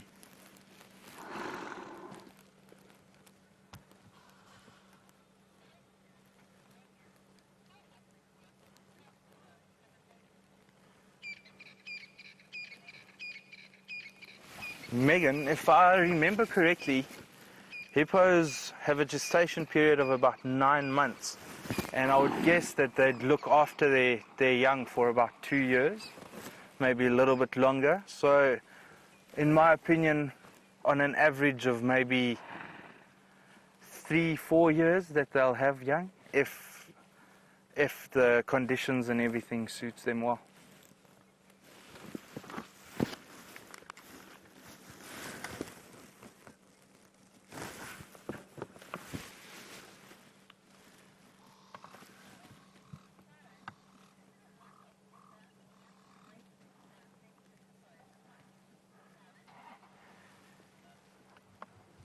Sharon, I think on that question of is it water or grazing or the lack thereof that affects the hippos the most?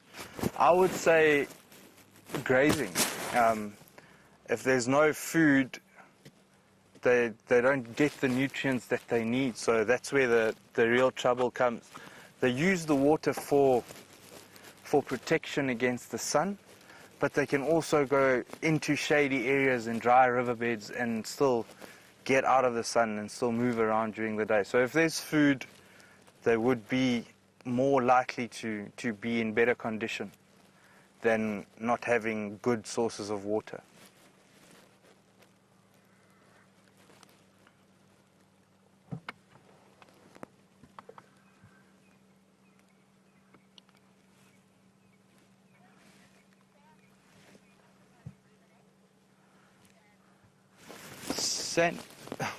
Sandy, hippos do not ruminate. Some people call them front gut fermenters, so a very similar type of digestive system to an elephant, for example. They eat very roughly and they don't utilize all the food that they do take in.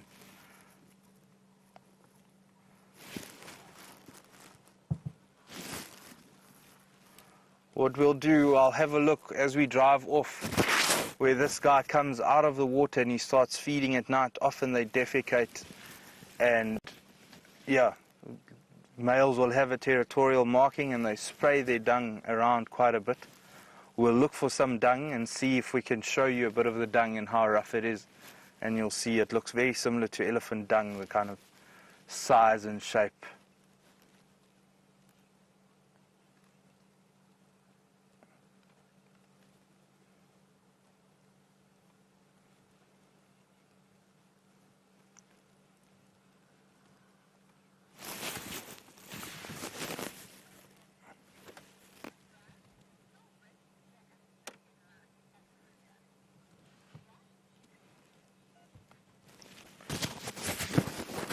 Chitra, amphibian life is there's quite a few different species around. If we go back towards the hippo, and just in front to the left of its head, maybe 4 or 5 meters, there's something that's popping up and down. There's a terrapin, and that's a water-living tortoise, you could say. I think a lot of viewers from the US and stuff, you would call them turtles, but because they're living in fresh water, we call them terrapins. And these guys, they'll feed off anything around, bugs. I've seen them eating ticks off buffalo lying in the water and just waiting for a meal to come past.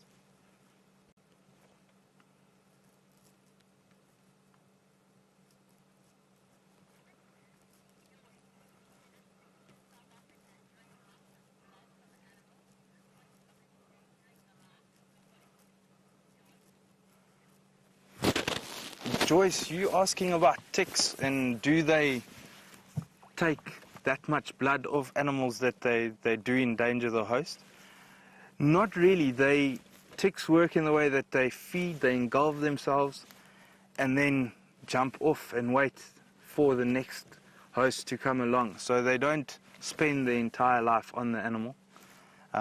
They'll feed, fill themselves up, and jump off.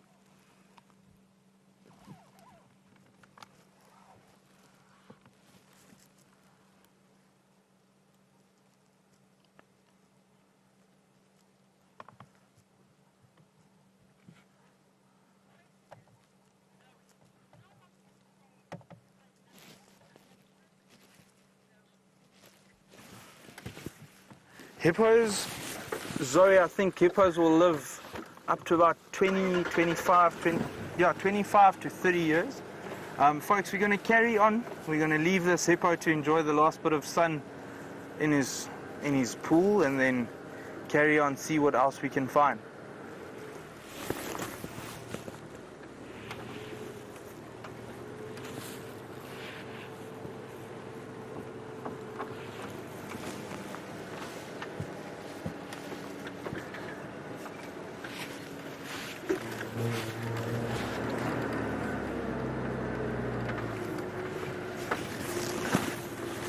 you look at this bush in front of us, as we drive closer, you'll see it's got a bit of a dark color to it, and then you'll also be able to see the hippo dung and how it is scattered all over the leaves.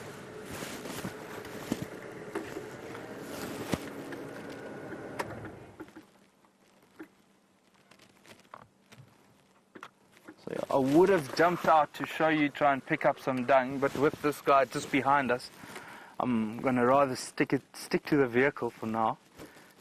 But I hope everyone can see a bit of it.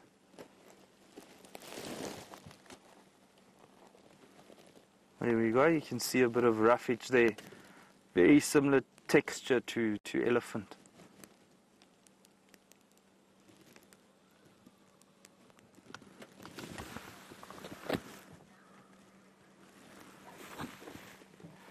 Cecilia, you were asking for some dung, so there we were able to help you on that one. Right.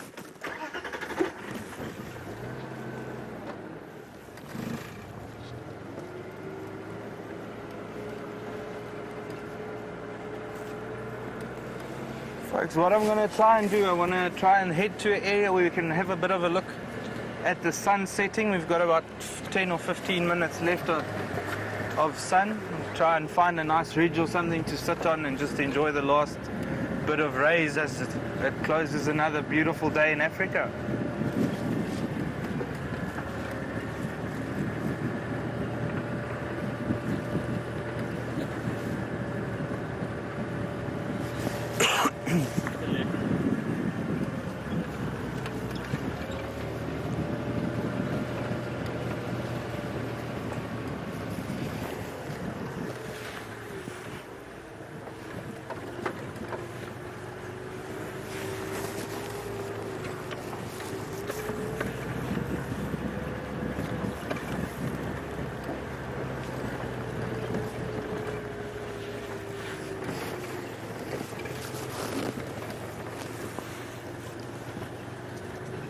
Tony, the next country on my bucket list would definitely be Botswana.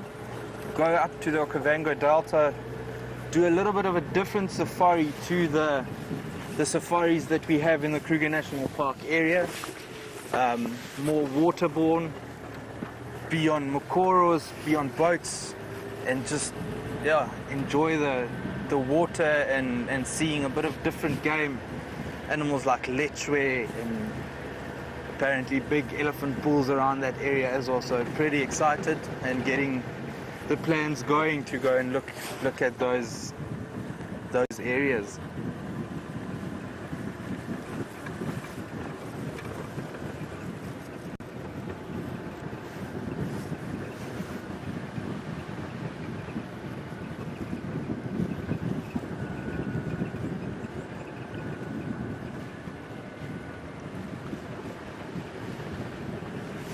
Viam, what do you think? Maybe we'll stop on the next one and just have a look at the sunset, or keep going a bit more. I think it might be ready for sunset.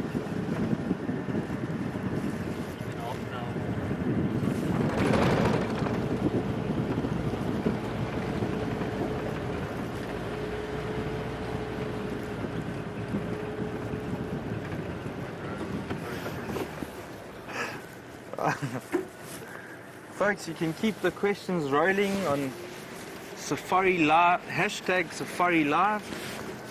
Hopefully I can answer a few more.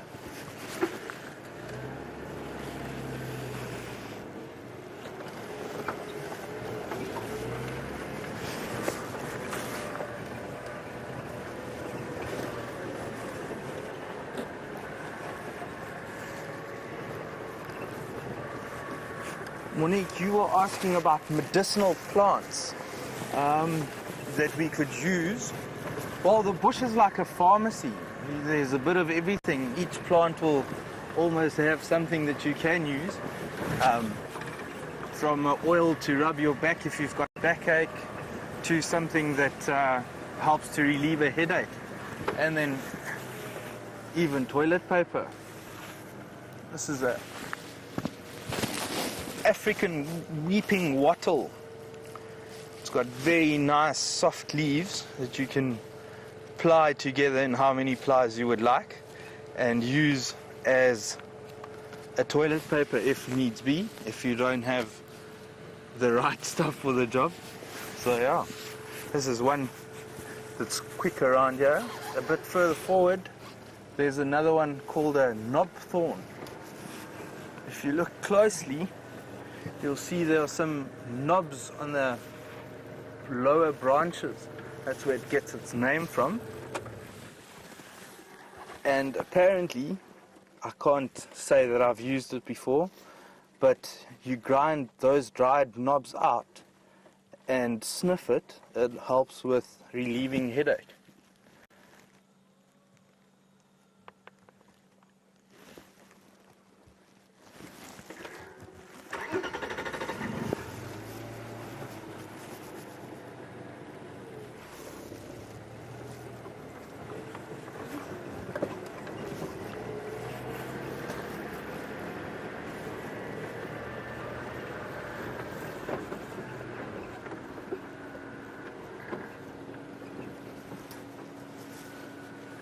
If you look at this plant here, this is called a buffalo thorn, and we can actually eat this as a salad, or you could cook it as spinach.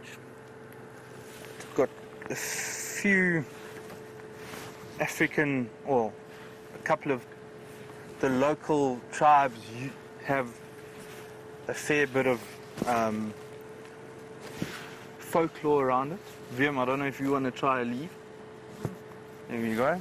I'll have mine as well. One of the things, if we go back to the tree, if you look at the way it's growing, it's got a zigzag pattern, and that the local people, the Shangaan people, believe that it's telling us that life will not always be one straight line. It's going to have its ups and downs. And then if you look around, there's some thorns. There's a straight thorn and then a hook thorn.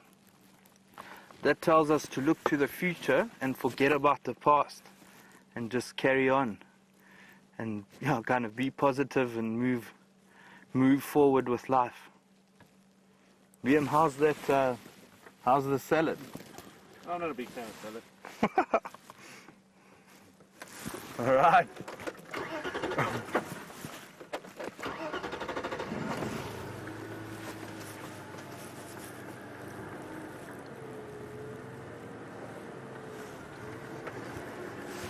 We're going to link to Jamie for an update. She's been searching for the lions.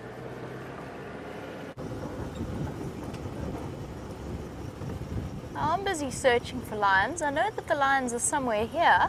I just can't find exactly where they are.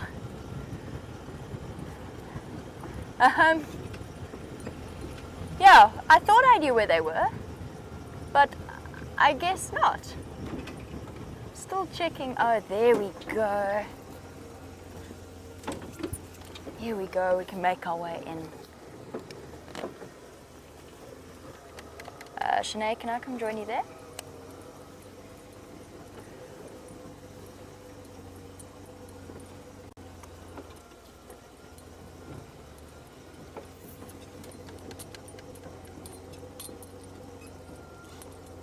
There's Shanae for Jamie. Can I come join you on this side?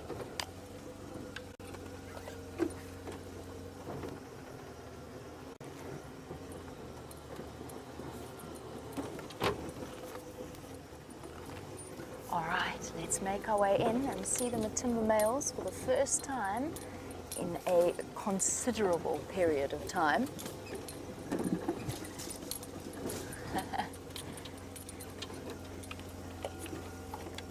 Copy that, thank you. See that? Alright guys, there they are. Well, there one of them is, at any rate. Hiding up in the back there now. I think, Brian, do you think we can squeeze our way under there? I think we can. I think we can. We can, yeah. We'll lift it up, we'll go nice and slowly. There he is on his buffalo carcass. Alright. So Shanae gave us a really kind warning about the fact that we're going to struggle to squeeze our way through and underneath that particular tree. Let's give it a go and see if we can't get in. I'm just trying to see if there's a second way. There are more tracks leading in on the other side.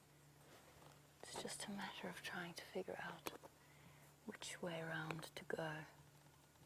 It's a little bit stuck in here. Sorry guys, I need to be on the Game Drive channel again. Standing by. It's a negative, sorry, our radios don't have it.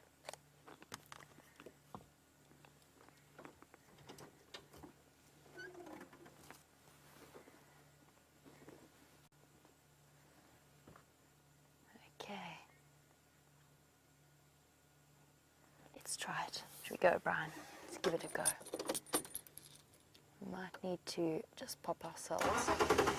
We've got the zoom. So the first time seeing the Matimba males in this setting. Shanae is just in here.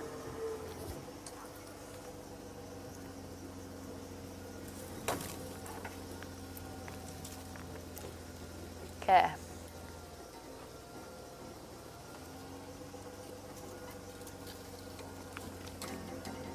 Let's go through.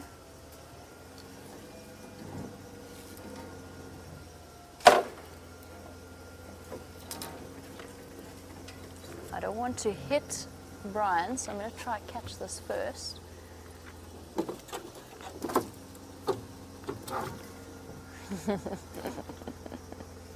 Can we lift it up? I don't think we can. This is going to be too tough. How's your view from here? No, definitely not. Standing by.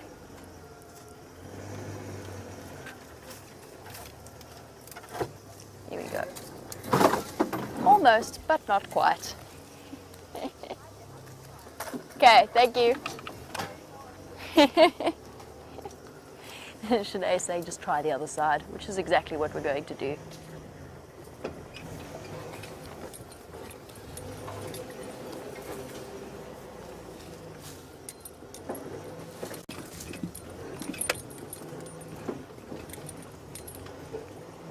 And Joyce, in New Hampshire, yes, absolutely. Being in this area is most definitely risky for them.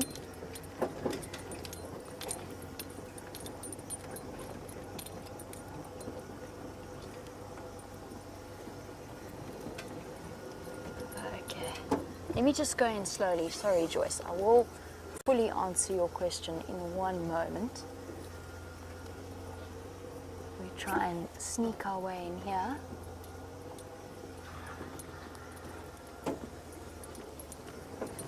And let's see what the view is like. It's okay.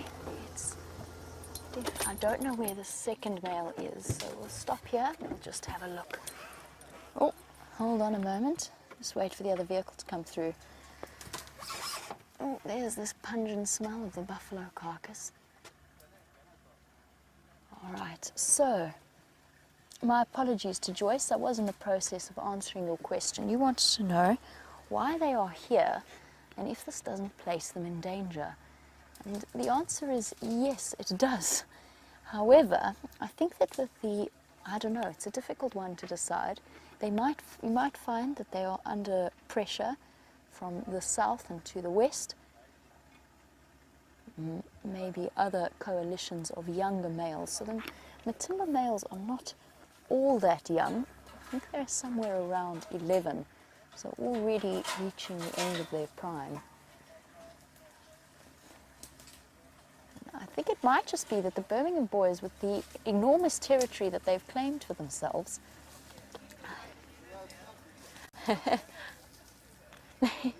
no, it wouldn't. Sorry guys, let me just chat to Shanae. I thought we could shift it up and over, but it definitely wasn't going to work. Yeah. Cheers guys.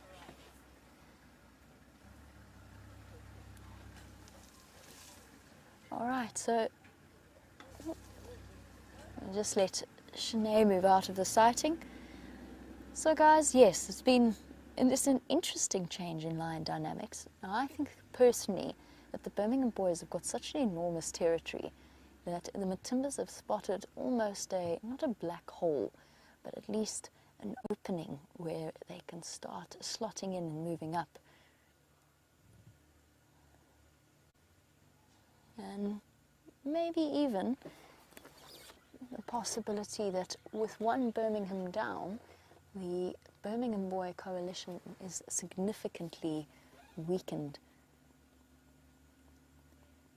An interesting situation, it really truly is. The Matimba males are fully mature, very, very large, plenty of experience under their belts. I have no idea, I think this might be hairy belly, but I really am not sure at this point. It's been so long since I last saw them that I can't quite tell. And this is unfortunately, unless, no, hold on. It's not the only view. It isn't at all. We can make our way to where Shanae was, I think. Shall we give it a go? Let's try that. Sure, sorry guys, this has been an exhausting line sighting. Trying to get in here, first from the eastern side and then from the west. It's been somewhat tricky this afternoon.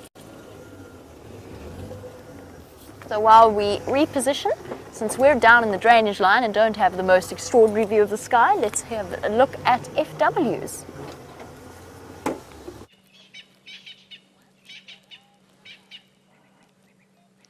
Alright folks, we found the perfect spot for the last bit of sun rays and just enjoy this beautiful sunset. You can see it's quite hazy, there's a bit of dust in the air, and yeah, as it's going down we'll start seeing more and more colors. It was a lovely afternoon, got some good game. After the sunset we'll carry on. We're going to look for some nocturnal species, maybe bump into a hyena or something moving around, maybe a serval or a genet, bush baby, and yeah, see what the nightlife brings.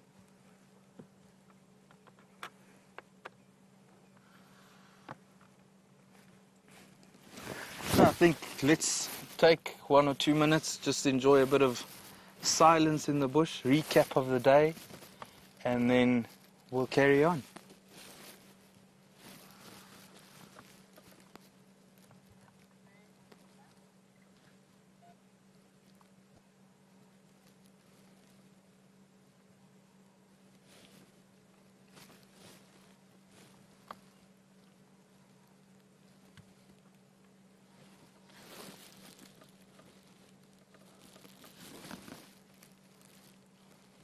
I was hoping that there'll be some birds calling, saying goodnight, finding their resting place for the evening. Normally a few franklin species or spurfowl species calling. It's fairly quiet still for the moment, but as soon as I start hearing them I'll let you know which ones are saying goodnight.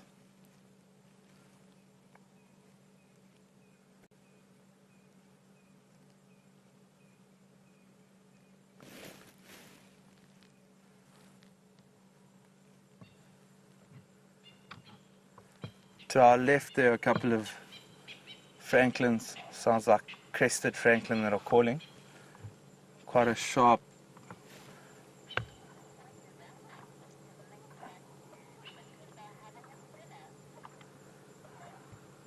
Alright folks, let's carry on. We'll see you after sunset again. We're going to head back to Jamie. She's repositioned and ready for you with the Matimbas.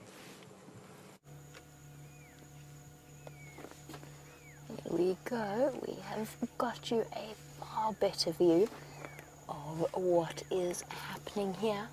I have no idea where the other Matimba male is. They both were here this morning. This, as you may have guessed by our dramatic entrance, is not the easiest spot in the world to navigate through, particularly not when you are or have a very large antenna at the back of your vehicle. But we've got the first, or one of the first views of the Matimbas. Certainly the first time that I have seen them since they left the area all that time ago, last year. Brian, this must be the first time you've seen them as well. Yeah, for a very long time. For a long time. This is incredible. And they're absolutely stunning male lions with those big, thick manes. Full length all the way down their backs and their shoulders and their elbows. Come from a much larger stock than the Birmingham boys. And they are so close to the lodge. I know that we had the question about where they are exactly. So we're really, really close, so close that we can actually hear the staff busy working in the lodge themselves. Shame, and there's another vehicle that's trying to make their way into the sighting, but they can't see us, especially with our dark green vehicle and with our white high antenna hidden. And as you can see, they have caught themselves what looks like a big female buffalo. And he is currently licking away to strip the fur from the skin to create an easier access point where he can dig his teeth in. There we go. They don't really want to eat the fur, but that does clear it away. And if those of you with pet cats at home, you're familiar with how rough their tongues are. A lion's is even more so. Those very sharp, pointed, very thick spines. Station approaching the Singala sighting.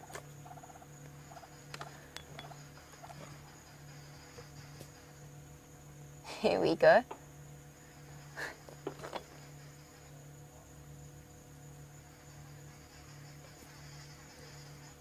Okay, copy that, thank you. Alright, I've got your visual.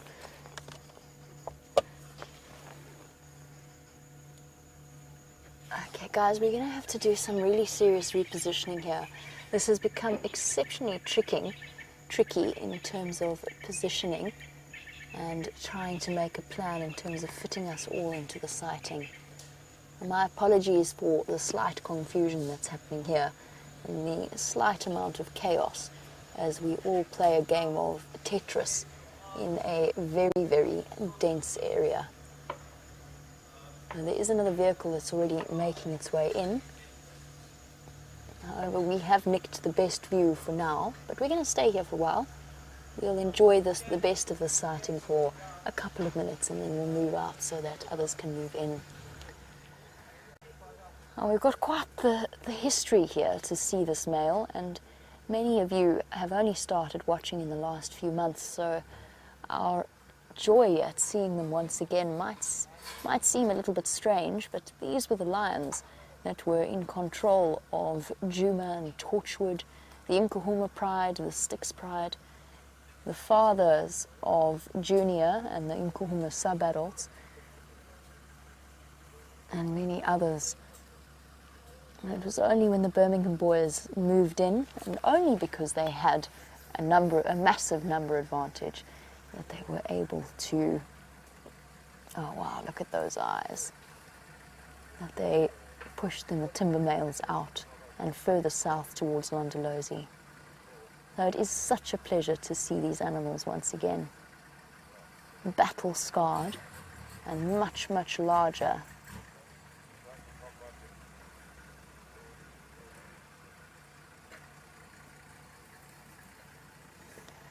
Guys, just bear with me 1 second. I just want to have a look and see if we are going to manage this. I just need to chat with some of the other guides and just see, although they seem to be managing. They're doing this very well, very cleverly, sorting out what's going to happen. Unfortunately, I'm feeling the pressure a little bit to shift away from the view that we have. Now, Monique, you were wondering on the subject of returning male lions, since we've had the Matimbas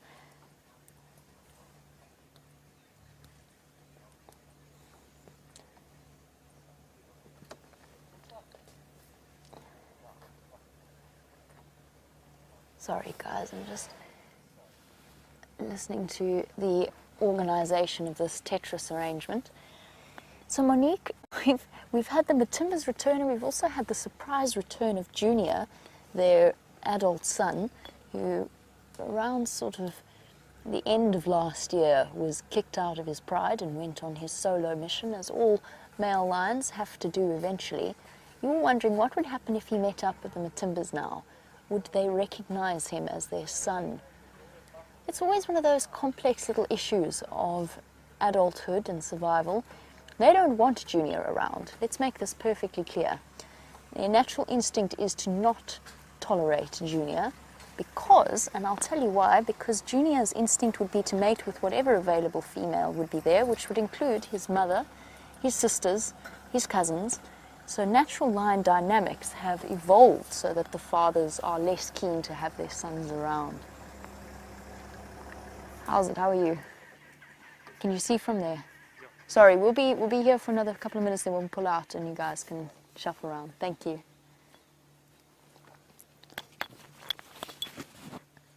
So Monique, I don't know exactly what would happen at this point. Chances are they would respond aggressively. Whether or not they would know that he's their son, maybe. I think there's a good chance that they would recognize him, but tolerate him is another question. I don't think they'd be terribly keen on seeing them back here. Question is, what is going to happen tonight? That is what I would like to know. And to be a fly on the wall, or maybe not a fly on a wall, maybe an owl in a tree, to watch how this situation is going to play out. He does seem not nervous, but constantly alert, looking around and about. They are right in the centre. Not quite in the centre. They're right, but they are far enough into Birmingham boy territory for this to be a risky decision. Now, 2 Matimbas against 2 Birmingham boys would be interesting, but 4 Birmingham boys against 2 Matimbas would hardly be a fair fight, and chances are the Matimbas would do exactly what they have done, or what they did do in the very beginning, which was escape from that area and run further south. To the best of our knowledge, there was never a clash between the Birminghams and the Matimbas, but that, of course, might not be the case. It may well be that they clashed at some point with us not there to witness it. We know that the Matimba males have had altercations with the Majingilani males. Okay guys, this is a sighting that is very much in demand. There's still lots and lots of people waiting to make their way in, so we're only going to spend another few moments with them, and I know it's so tough because we haven't seen them in ages, but we've just got to hope that they decide to come through to us.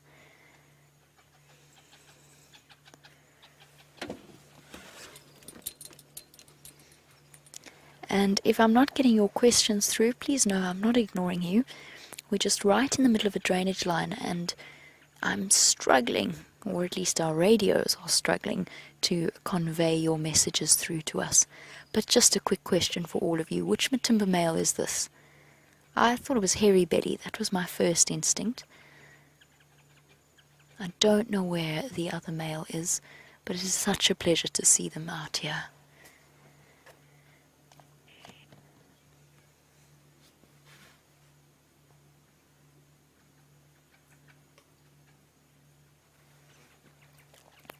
Okay guys, one last look at the Matimba male that we have hardly seen in a considerable period of time, and then it's time for us to take our leave.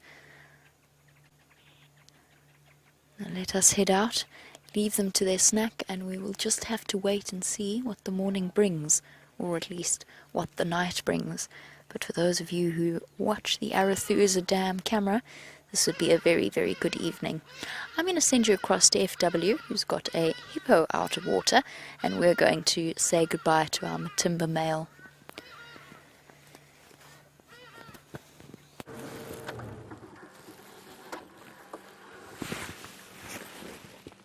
Folks, we're back at the Juma waterhole, If you look in the middle of the screen, I hope you guys enjoy. Oh, they just disappeared.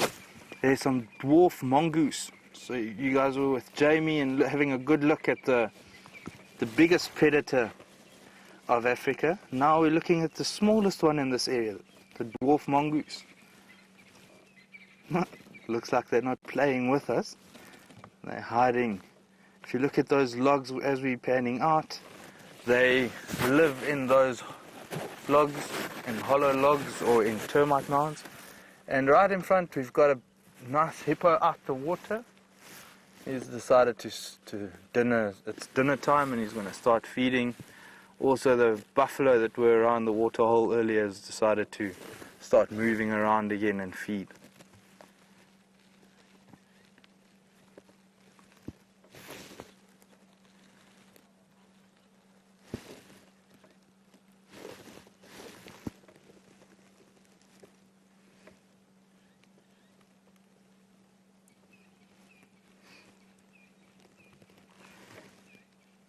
If you think back from earlier when we saw the other two buffalo, how delicate they worked with their tongue to get the food, to pull the grass out.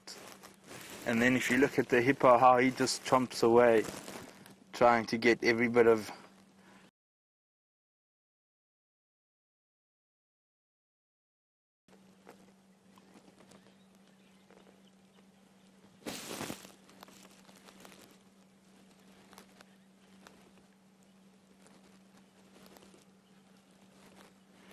There's a bird close to the hippo, just to the right of the hippo, called a fork-tailed drongo. There, it's just caught something.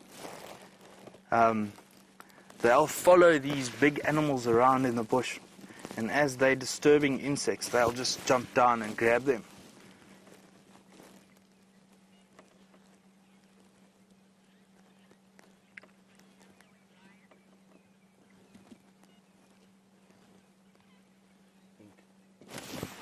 All right, we're gonna link back to Jamie, back to the lions.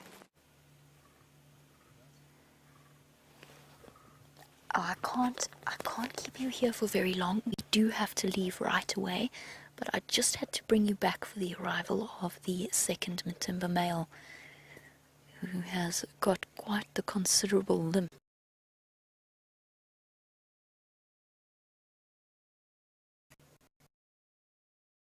Earlier assessment. Okay. To bring you back for this quick view of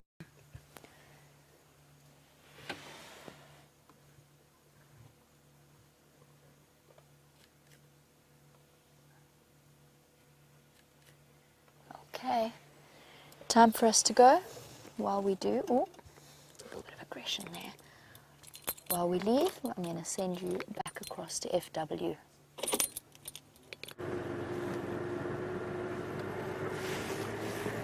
Folks, to the left of the vehicle, we've got a bit of a dance-off. Two male Nyala.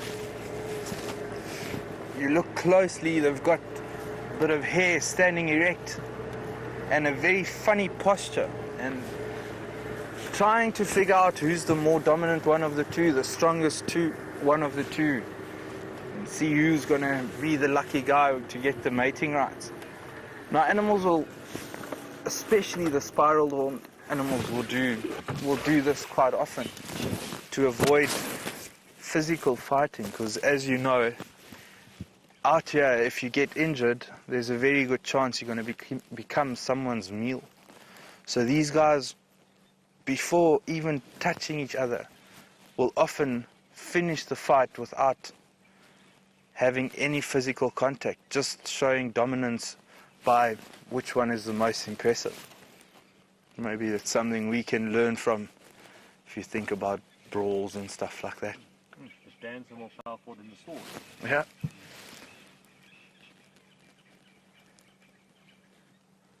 Look at that very stiff-legged movement, very proud posture.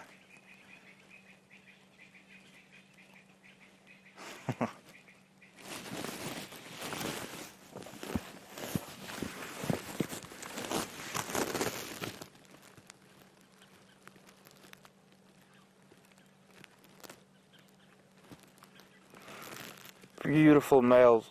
Both are fairly big males. If you look at the horns, if we can get close to the horns, if you look at the tip of the horns, they've got white markings, or well, not markings, but they've worked down to a white. We could call it, yeah, even they have a bit of ivory.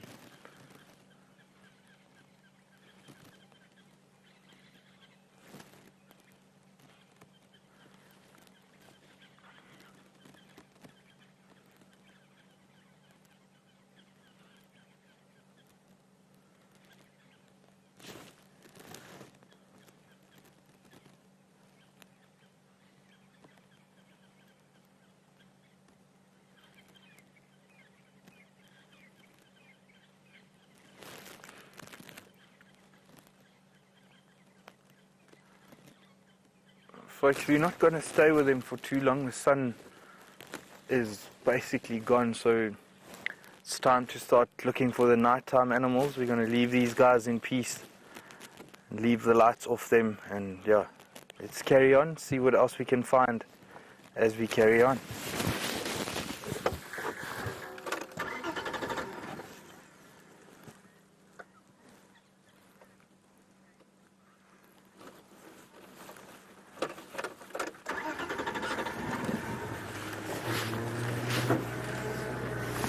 Alice in Ohio is asking for a story of one of my scariest experiences.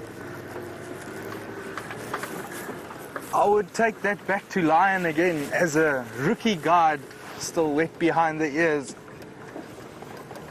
I thought I was able to track a lion and be brave enough to stare it in the face. Well, turned out I wasn't.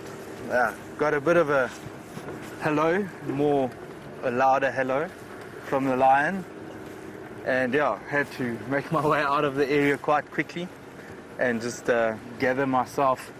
I had to put up a brave face, although I was pale in the face, telling my guests we had found them, the lions, and we were going to go have a look, but I couldn't get a word out for about 10 minutes. So that must have been my scariest experience, that I thought, oh, why did I choose living with all these wild and dangerous creatures?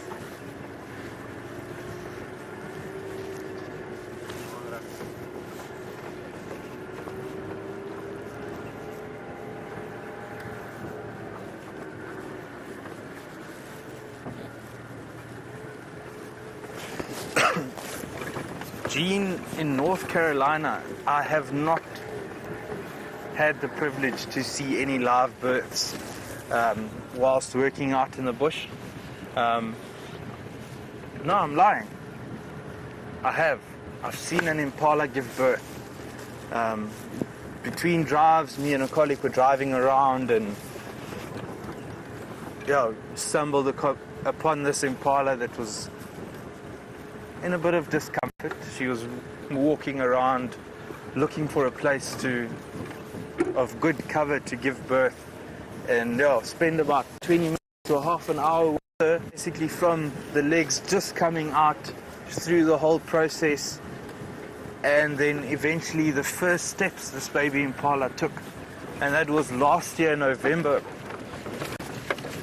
What a privilege to have been able to see that. Sorry about that.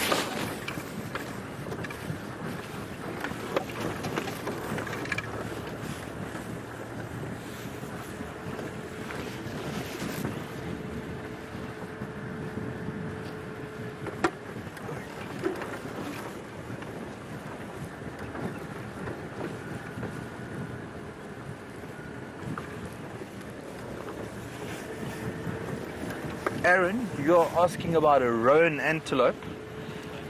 I was lucky enough to see on one of the reserves when I just started guiding, we had roan antelope, and they also had a breeding project where they tried to get the numbers up and hopefully get them back and off the endangered species list.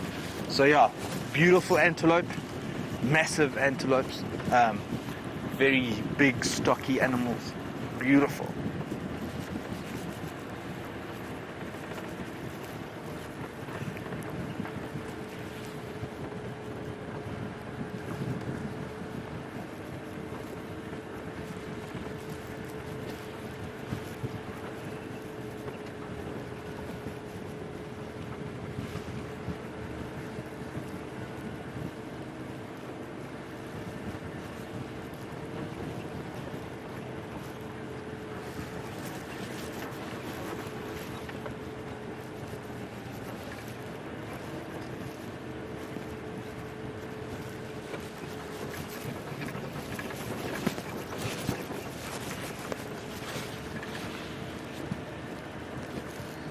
folks, I think I'm going to start getting the spotlight out, start looking around, see maybe if we spot a bush baby up in a tree or something like that. So excuse me for a few seconds.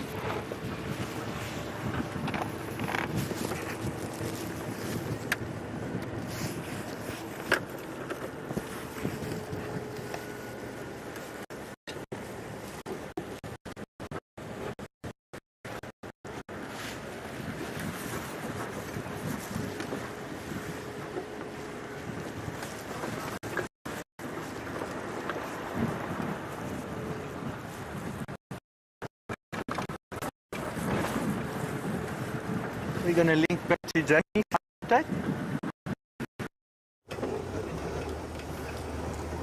So guys, incredibly exciting that we got to see those lions. I'm absolutely over the moon that we got to see both of them. I was a bit worried that we were going to have to leave and only see one, but we got them both and looking hungry, I must say. The ginger male was looking like they hadn't had a good meal in a couple of days, so this buffalo's obviously gone down a treat for both of them.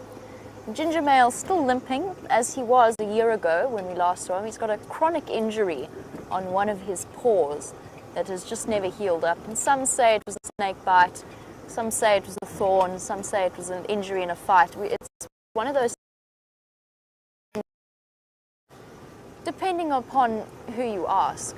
But nevertheless, looking in good health, considering what they've been through and the amount of change in their lives.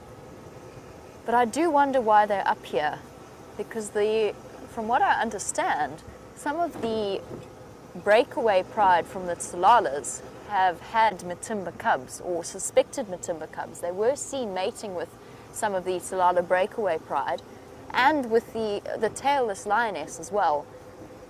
Now, it's an interesting situation that we have playing out, and without the protection of the Matimba males, again, just like with the Birmingham boys being so crucial in the lives of the sticks and the females, the Nkuhuma females cubs, these Matimbas were had made themselves an integral part of that territory that they control. We'll never know exactly what's happening with their dynamics. Perhaps they feel an absence of the Birmingham boys on this western side of Arathusa, but they've been sort of heading off all the way to the north around Simbambili. It's a really interesting dynamic in play. I don't know exactly what's going on. I don't think any of us do. And we have discussed it at length as guides and with guides from other lodges as well. Lovely to see them back though.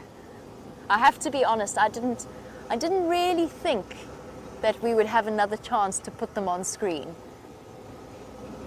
I thought that might have been the end of, not necessarily because they were in trouble, just because they were so far away from our area of traverse. Now that was, for some of you, the very first sighting of Hairy Belly. Hairy Belly, I know you couldn't really see from the angle he was at, but he's got a mane that stretches all the way down, halfway, basically towards where his belly button would be. And then the ginger male, who's not looking so ginger at the moment, but I don't know whether it was just the light in that drainage line. But my apologies for the brief time spent with them. As you can imagine, 2 big male lions on a kill. Everybody wants a chance to see that, and you heard the guests that we encountered before, viewers of our live safaris. Imagine how exciting that must have been for them to have a chance to see those lions. It's a bit tricky as well. I mean, Brian, have you escaped unscathed? I haven't injured you with a tambuerti. That's good. We were sort of being extra careful with those tambuertis because, as you know, that latex that tambuerti carries is a bit noxious. It's actually very poisonous. You can't burn the wood, you can't cook food on the wood, or you'll make yourself exceptionally ill. And certainly a teaspoon of that latex could kill a man. I wasn't really all that keen on scratching myself on the tambuertis. It happens, and it burns, but we managed, both of us, to escape unscathed. I'm not sure about Rusty's paintwork, but that's okay. Paint is there to be scratched, in my opinion, on vehicles, that is. Don't tell Graham or Steph I said that.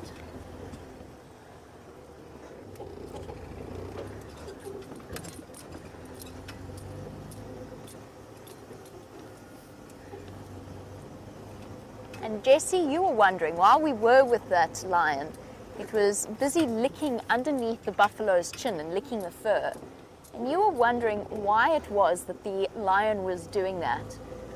So the lions had eaten most of the easiest part of the carcass. I know it was difficult for you to see from your perspective, but a lot of the exciting parts of the meat for the lions had gone. All of the internal organs, heart, liver, lungs, the parts that they go for first, and then the muscly rump. It means that the lions were attempting to get into the other parts of the buffalo. And you could see there they were so hungry that the hairy belly male was still growling at ginger veined male, even though he had clearly eaten his fill. Competition has been fierce, but Jesse, what he was doing there is stripping the hair away from the buffalo's skin so that he doesn't have to consume as much as he might otherwise. So sometimes leopards do it as well, but leopards will also pluck. But lions have incredibly rough tongues that they can scrape away that fur, which does mean that they ingest fur naturally. They would do anyway.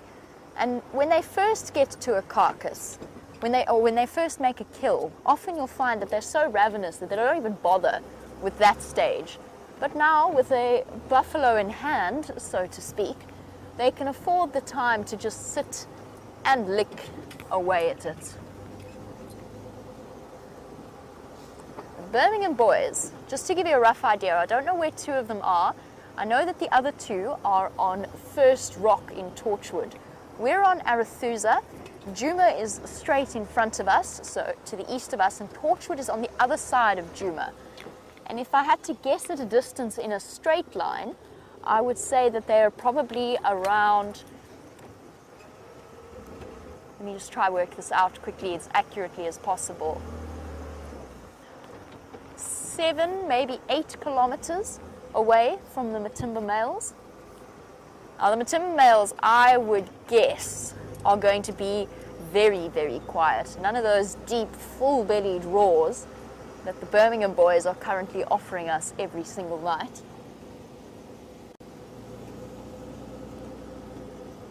And it's a strange fact of life that if the Matimba males were to come across the Nkuhuma females, which I don't think they will, I don't think they're going to venture that far east, but if they were to come upon those new cubs of the Nkuhumas, they would do just what the Birmingham boys did to their cubs, which would be to kill them straight away on sight. So we've got a real soap opera situation going with the lions of this area.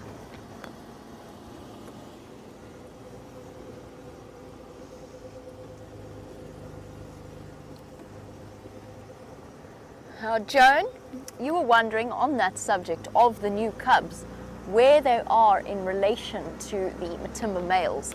So, Joan, the Nkuhumas have, we suspect one den site is at the Juma Dam or close to the Juma Dam. That is about 4.5 kilometers away. The other female is even closer to the Birmingham males, where the Birmingham males are. In fact, she's basically right there, so 7 to 8 kilometers. The sticks are far away. Cheetah Plains, they were to the far south of Cheetah Plains, on the boundary, the corner of Cheetah Plains, Annette's and Mala Mala.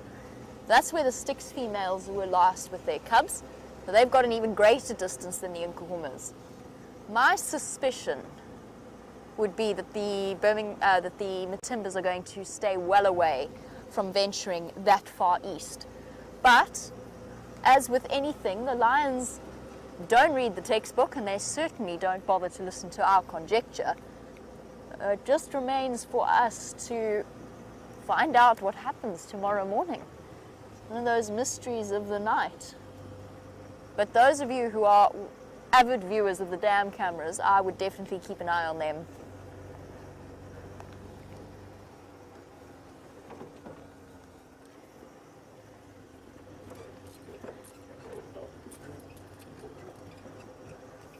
As we make our way back onto Juma, as the evening starts to draw to a close, just to go back to the lions and their licking habits of their prey, Sandy in Toronto, you were wondering, do the big cats ever get fur balls like domestic cats do?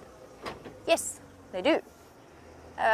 They do often cough things up, and you'll often find, in fact you will always find, in a lion scat you will find a high quantity of hair in their excrement, so in their scat, except just after a meal. So that the very first thing a lion does is they eat the very rich liver, kidneys, any organs like that. That's actually quite pretty, isn't it, Brian, with the moon? Can we stop here for a moment? Whew. Give Jamie a momentary breather after that interesting off-road driving.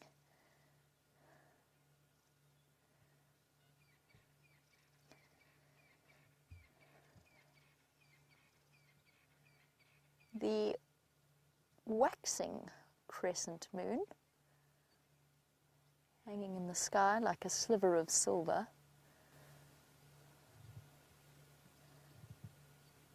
Look at that. You can actually really see the sun illuminating the surface of the moon there. And I find when you look this closely, you can just imagine the shadow of the earth casting that shadow. And just that little bit of the moon being illuminated.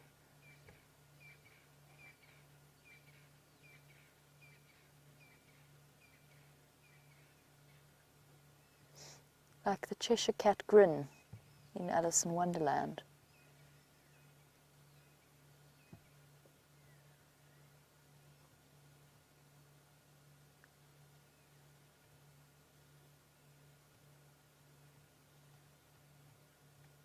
Distant calls of the various birds, either going to bed or, in the case of the whistling pearl-spotted owlet, coming out for the night.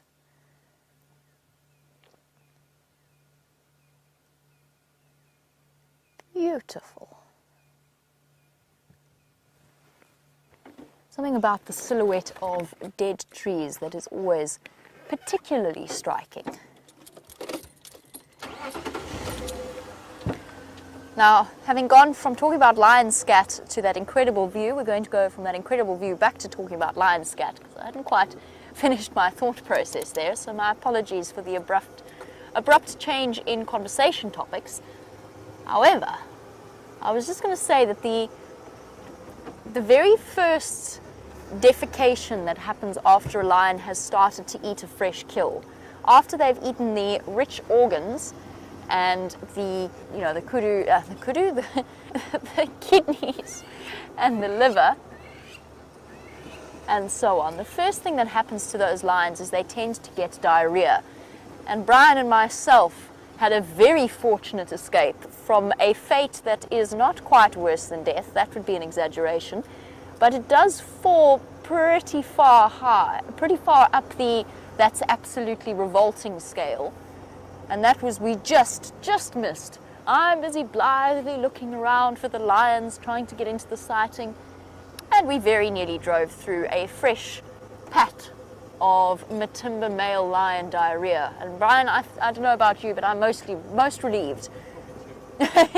Because, actually, that's true. It was nearly the back wheel, so Brian's even more relieved. I don't feel as though we could subject poor Brian to Nigel the Inyala carcass on the back of the car and lion scat in the same week. That would really just be appalling of us. It would be terribly unfair. No. We shall avoid at all costs, Brian. And apart from the olfactory assault that is the experience of driving through lion scat, there is the additional disadvantage of the fact that every time you stop next to an animal, it goes, "Oh, a lion!" and runs away, has a good sniff and then disappears. So, definitely something we want to avoid, and it sticks on your wheel for the next 3 weeks, whether you wash it or not.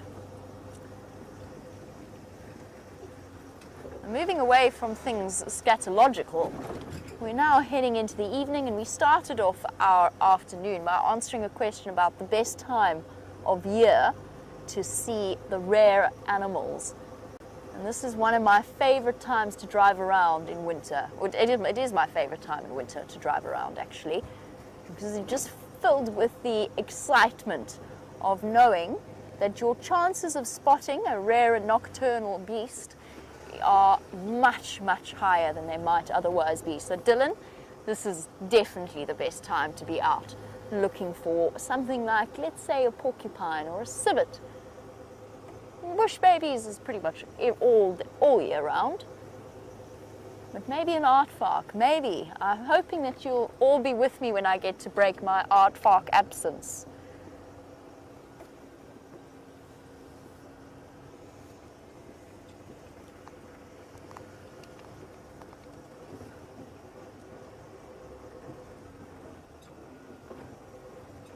Now, one of the things that we get to stop and do when you're working as a guide, and something that I have always felt really truly brings a spectacular safari experience to a close, and I've always done this when I've had a wonderful game drive, is to drive the guests out, stop the vehicles, and just talk about the stars, turn all the lights off and let them look up into the spectacular lighting that is the Milky Way. Sorry, I'm trying to figure out what's on this tree. Oh, hello. Hello, hello. Yes, little one, it's okay, you can come out. I saw you. Come on. Come on. Okay, let's just sit nice and quiet. I'm just going to drop my lights off this for one moment. Take it down a bit. Because there is a bush baby hiding in this hole. It just poked its head out as I came around the corner. Hello. Cute.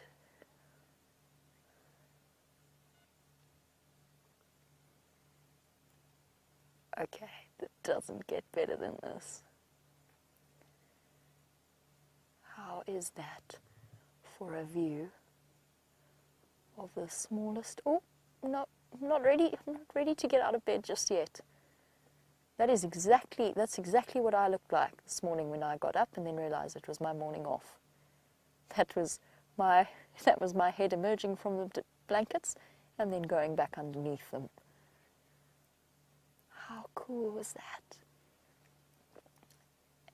A lesser bush baby or lesser galago. There's actually, it's looking at us. Brian, if we go down slightly, there is a little hole, sort of, if we keep going down, if we follow that crack a little bit, there, that hole, I keep catching the glint of its eyes every now and again, so it is looking at us through that tiny little pinprick. Okay, I think it's possibly moved further down. So now you have the perfect example of where a bush baby will spend its day, in a hollowed out dead branch like this, with a perfect little entrance hole. Now that was probably made by maybe a woodpecker, possibly a barbet, and the bush babies have moved in and taken over. Come on, little bush baby. Okay, let's drop the light down again a bit. Come on, you can come say hello again. But wasn't that just the most amazing of sightings? Just like all of the primates, we got a chance to have a look at their ears, which when you compare them to, say, an antelope, much reduced in size, and those big round eyes immediately tell you that that is a little animal that has a great deal of its success strategy based on eyesight rather than hearing. Yeah, I think it's had it. I think it wants to go back to bed. I'm just going to check further up the branch because, of course, there's holes all the way up here, and I wouldn't put it past a little bush baby to have snuck out whilst we were watching it.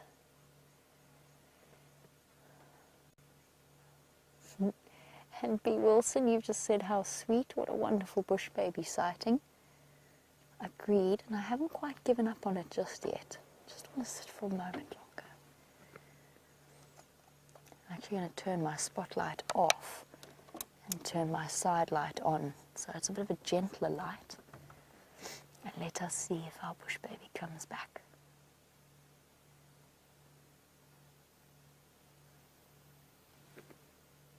Yes, no, come on little bush baby.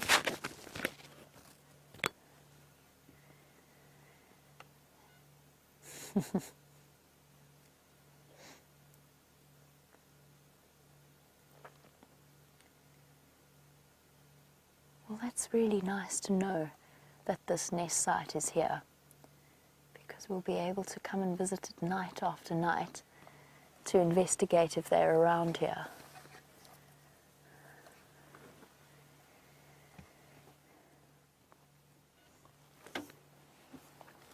Little bush babies, you'll probably find that there could well be more than one bush baby in here, and I'm not going to move just yet. I'm going to just keep an eye on it while I chat to you.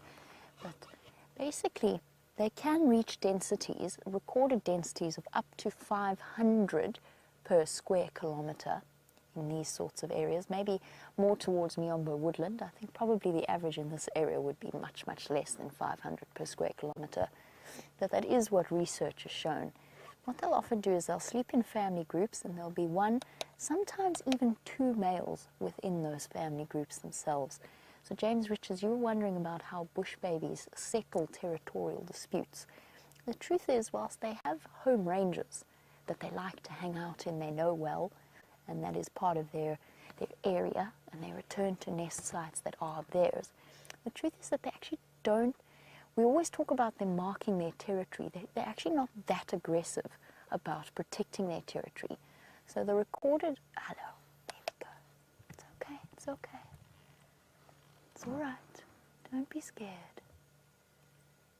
Hello, little one. Hi. Sorry, James. Let's just enjoy this peekaboo moment. Okay.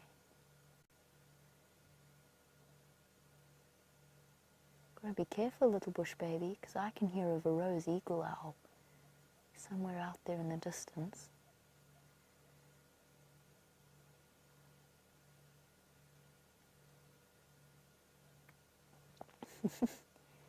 Peering up. Hi. Peekaboo. Yeah, there's all kinds of moths waiting to be caught. It's rise and shine time. Look at those enormous eyes. Now we really... Nope. I'm going back to bed. Okay. We have had an incredible moment, incredible sighting with this bush baby. I don't want to stay any longer because obviously this bush baby is feeling... Oh, hold on.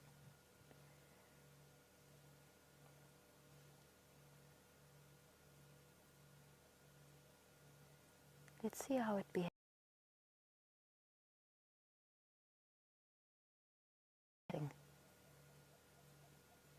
Oh, look at its eyelids drooping. I promise you this is exactly how I felt this morning. Nope. I'm done. Okay. Guys, it's time for us to go. This has been incredible, but I think we should leave it be so that it can feel comfortable enough to come out of its nesting hole and start its foraging. James, I will get back to your question before the end of the sunset safari, just to sort of finish it off quickly, actually. So they do have their, we always talk about them marking their territories, but it's more like they're marking their home ranges more than anything else. Very often adult females that are unrelated or not connected to each other, or adult males, They might show a little bit of aggression, but fights between bush babies are very, very rare, unless it is an adult male fighting another adult male over a female in estrus. And then they sort of spit and kick, and a lot of it is avoided through calling. A lot of sort of conflict is avoided through calling. That kind of answers your question about how they deal with a territorial dispute. The truth is they're very unusual. I'm going to carry on, leave our bush baby. While I do, we'll send you back to FW.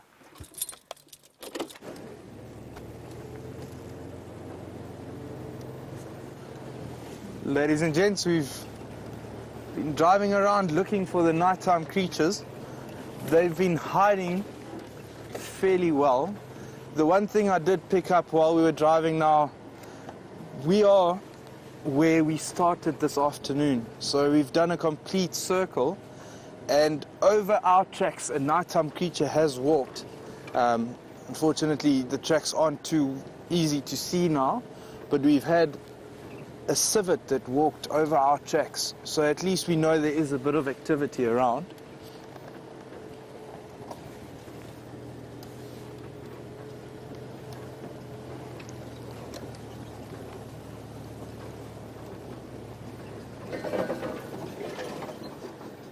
There's an interesting plant as well, in the light there. That is called a leopard orchid. So although we didn't see the cat, at least we saw something with the name that has the same name.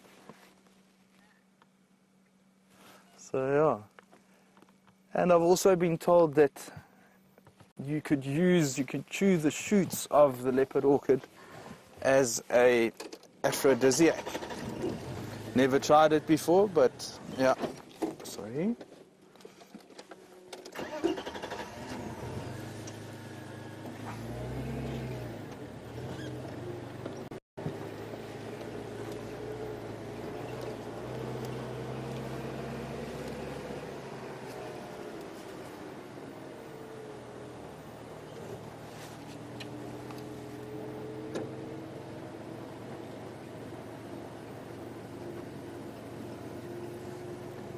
Derek, your question on red lights and using them at night, you can use them. They filter the light a bit too much, so we can't really see and look for stuff if we're using them constantly.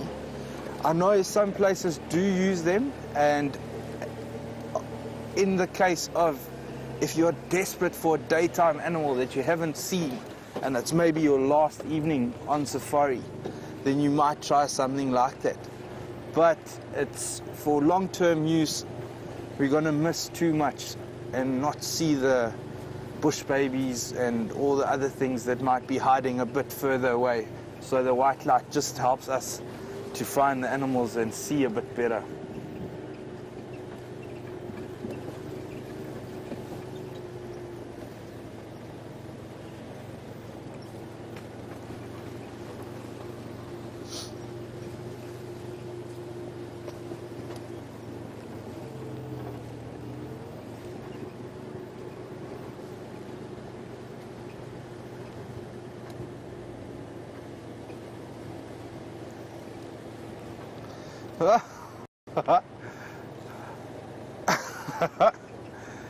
Jimby, no, I'm not the best singer or imitator of animal sounds.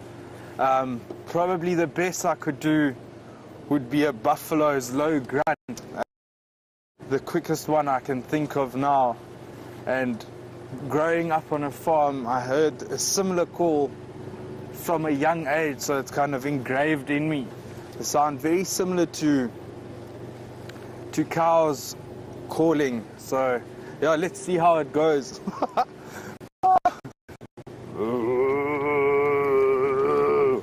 And that, yeah, you could say that's maybe when they're being attacked by lions or something, so a bit of a bellow. Yeah, the singing voice didn't really come out there.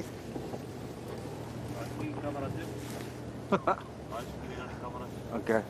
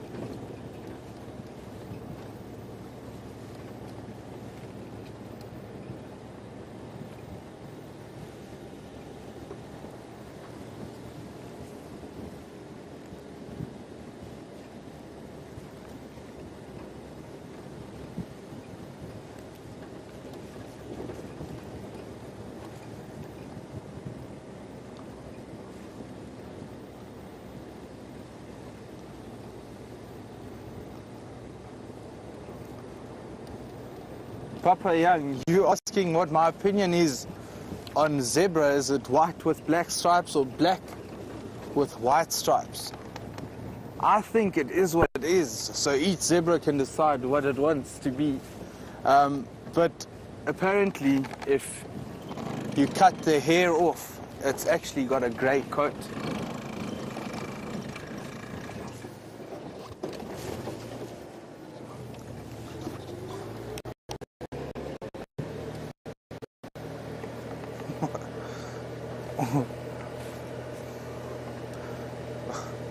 Well, thank you very much for the compliment on the animal sound. Yeah, thank you.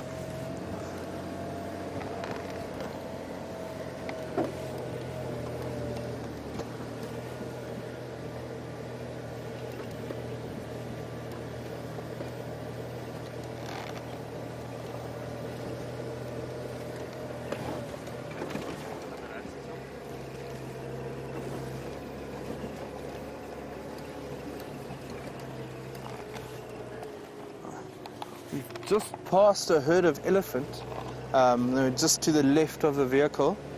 We're not going to stop and have a look at them. We'll leave that for the sunrise safari tomorrow morning.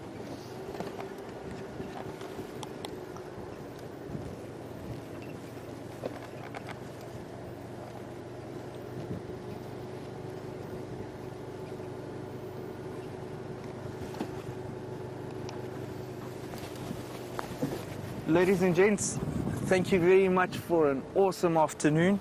It was a privilege showing you around the African bush, and enjoy the rest of your day. We're going to link back to Jamie and enjoy. Thank you. Bye-bye.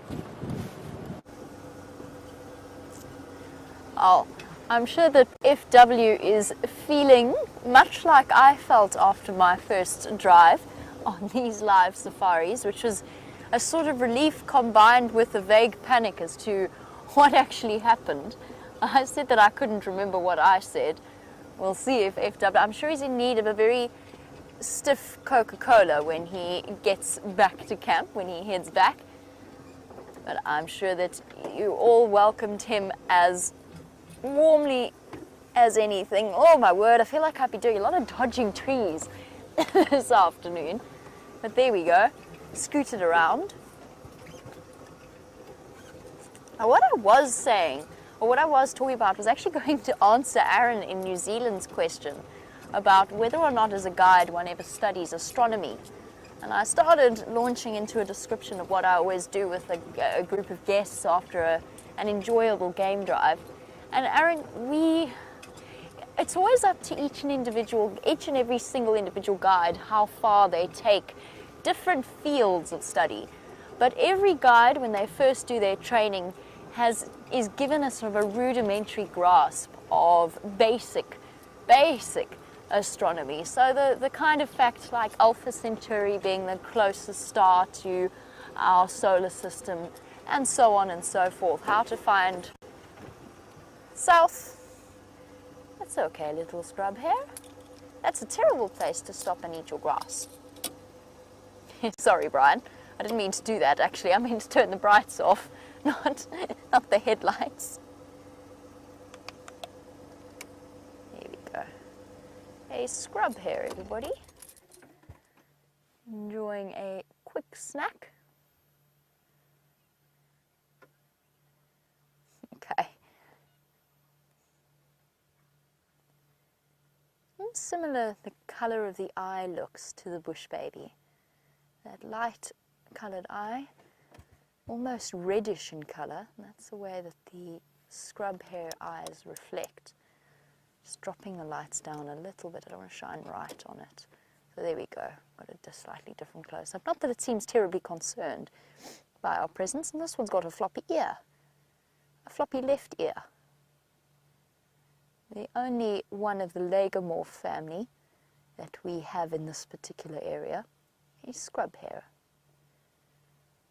Okay, little scrub hair. I'm going to take my light off you completely now so that you can find your way off the road without us disturbing you. Sorry.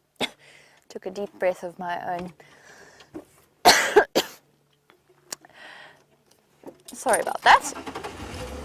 So, Aaron, yes, guides do study basic astronomy, and then it's up to you how much further you take it. What I would really love to learn about, and I haven't had the opportunity yet, is to learn about some of the more local approaches to constellations and such things, particularly the Bushmen of Namibia and Botswana, those sorts of areas. Very, very different approach, because of course for them the constellations didn't take on the heroic character of the warrior like Orion or the giant terrifying scorpion of Scorpio. Instead their constellations were things like giraffe wandering across the sky, and that's something that I would love to learn more about. Well, we have had an extraordinary, really truly extraordinary afternoon. Fantastic to see the Matimbas once again, and I'm so glad that we were able to share them with all of you. It's about time they stopped taunting us by hanging out on Simbambili. I am glad that they are back. As we come to the end of the sunset safari, we'll have to wait until tomorrow to find out what happened with the Birmingham boys tonight. Oh, thank you, Brian, as always, for Brian's fantastic camera work as well as his dodging of the tambueti trees. And thank you to Kirsty and to Chelsea in final control. And very well done to FW and VM for their wonderful work as well.